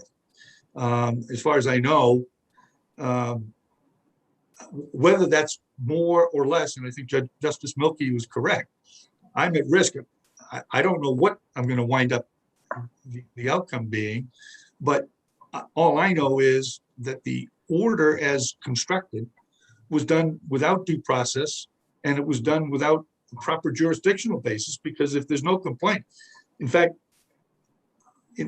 when I was paying child support, if I wanted to get a modification, I had to file a complaint for a modification. Otherwise, even if I were overpaying, without the complaint, the court can't make a retroactive modification. I was always told that that's the rule, and I've looked it up. I can't cite you chapter and verse now, but that's the law. Well, without a complaint seeking post-minority support, how does the court make a ruling that dates back to some date that I knew nothing about it? When this judgment was issued, I was immediately $12,000 in arrears simply because he backdated it for a year. And how do you apply to get reinstated when you're perpetually in arrears because the judge started you a year behind the 8 ball, and you're not practicing law, and you're unable to, meet the requirements to get out of debt? That's the constitutional problem here of just remanding it. He gets to start all over, but I'm still saddled with all of that debt. But counsel, in terms of the absence of the transcript, the other potential problem there is we don't know the extent to which the objections you're now raising were preserved.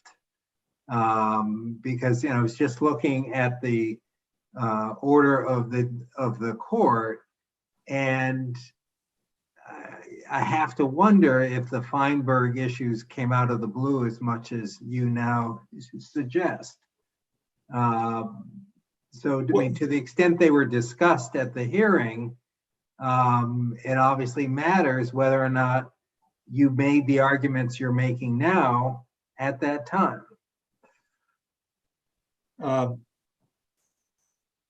The court raised the Feinberg issues and and it's in my it was in my supplemental memorandum. The court invited us to respond to those cases sua sponte.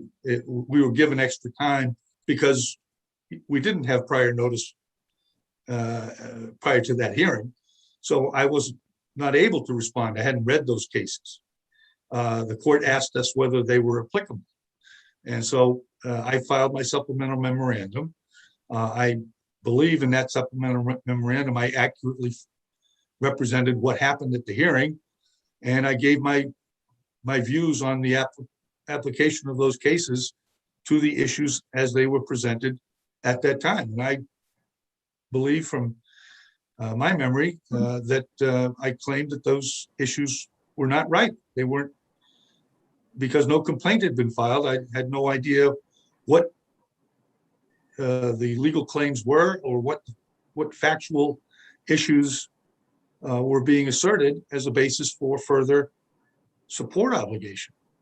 It's just, I guess I've always felt that child support under Chapter 208 is very different from post-minority support under Chapter 215. They're two different things.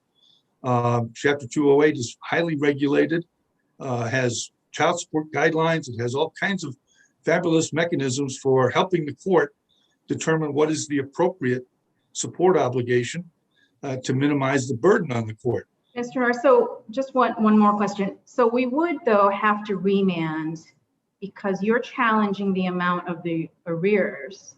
And my understanding of how the judge reached that figure was that part of it was based on backdating it to the date of the guardianship, which was January 2017, but then part of it preceded that date. Isn't that right? So we would have to remand for recalculation of that amount, were we to agree with your arguments.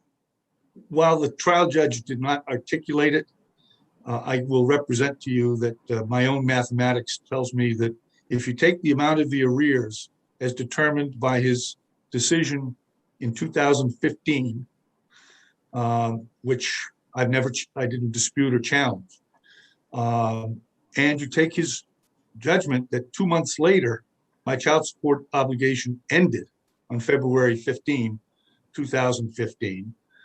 If you add those two numbers together, you'll get to the amount, the total amount of the pre-emancipation arrears. And he did say that I made efforts, and he didn't quantify it, but I made payments to try and reduce that arrears. The retroactive award of post-minority support reduces my but your challenge is not limited to just that, right? I understood your argument to be you're challenging both the retroactive award to January 2017, but you're also challenging something that the judge did in calculating the arrears prior to that date. No, I am not challenging the arrears prior to that date. Those were fixed back in January 2000. You said that you had made some payments between February 2015 and January 2017. And I took your argument to be that you should have been, those payments should have been offset. The arrears should have been offset by those payments. And the judge said that they should be as well. The problem is that he imposed a new obligation. And so the numbers build on each other, and he never calculated it. I simply say, if you eliminate the new obligation, which was never properly presented by way of complaint, that he just pulled out of thin air, the numbers become very different. My contention was that I paid off my arrears in September of 2018. But that presumes that the court vacates the post-minority award. If the court doesn't, or if we go back on a remand and start all over again, I'm still under an obligation to pay $1,000 a month, whether it's the proper amount or not. I don't know. So. All right, I think we have your argument. Let me see if there are any other questions. All right, thank you very much. We have your argument and your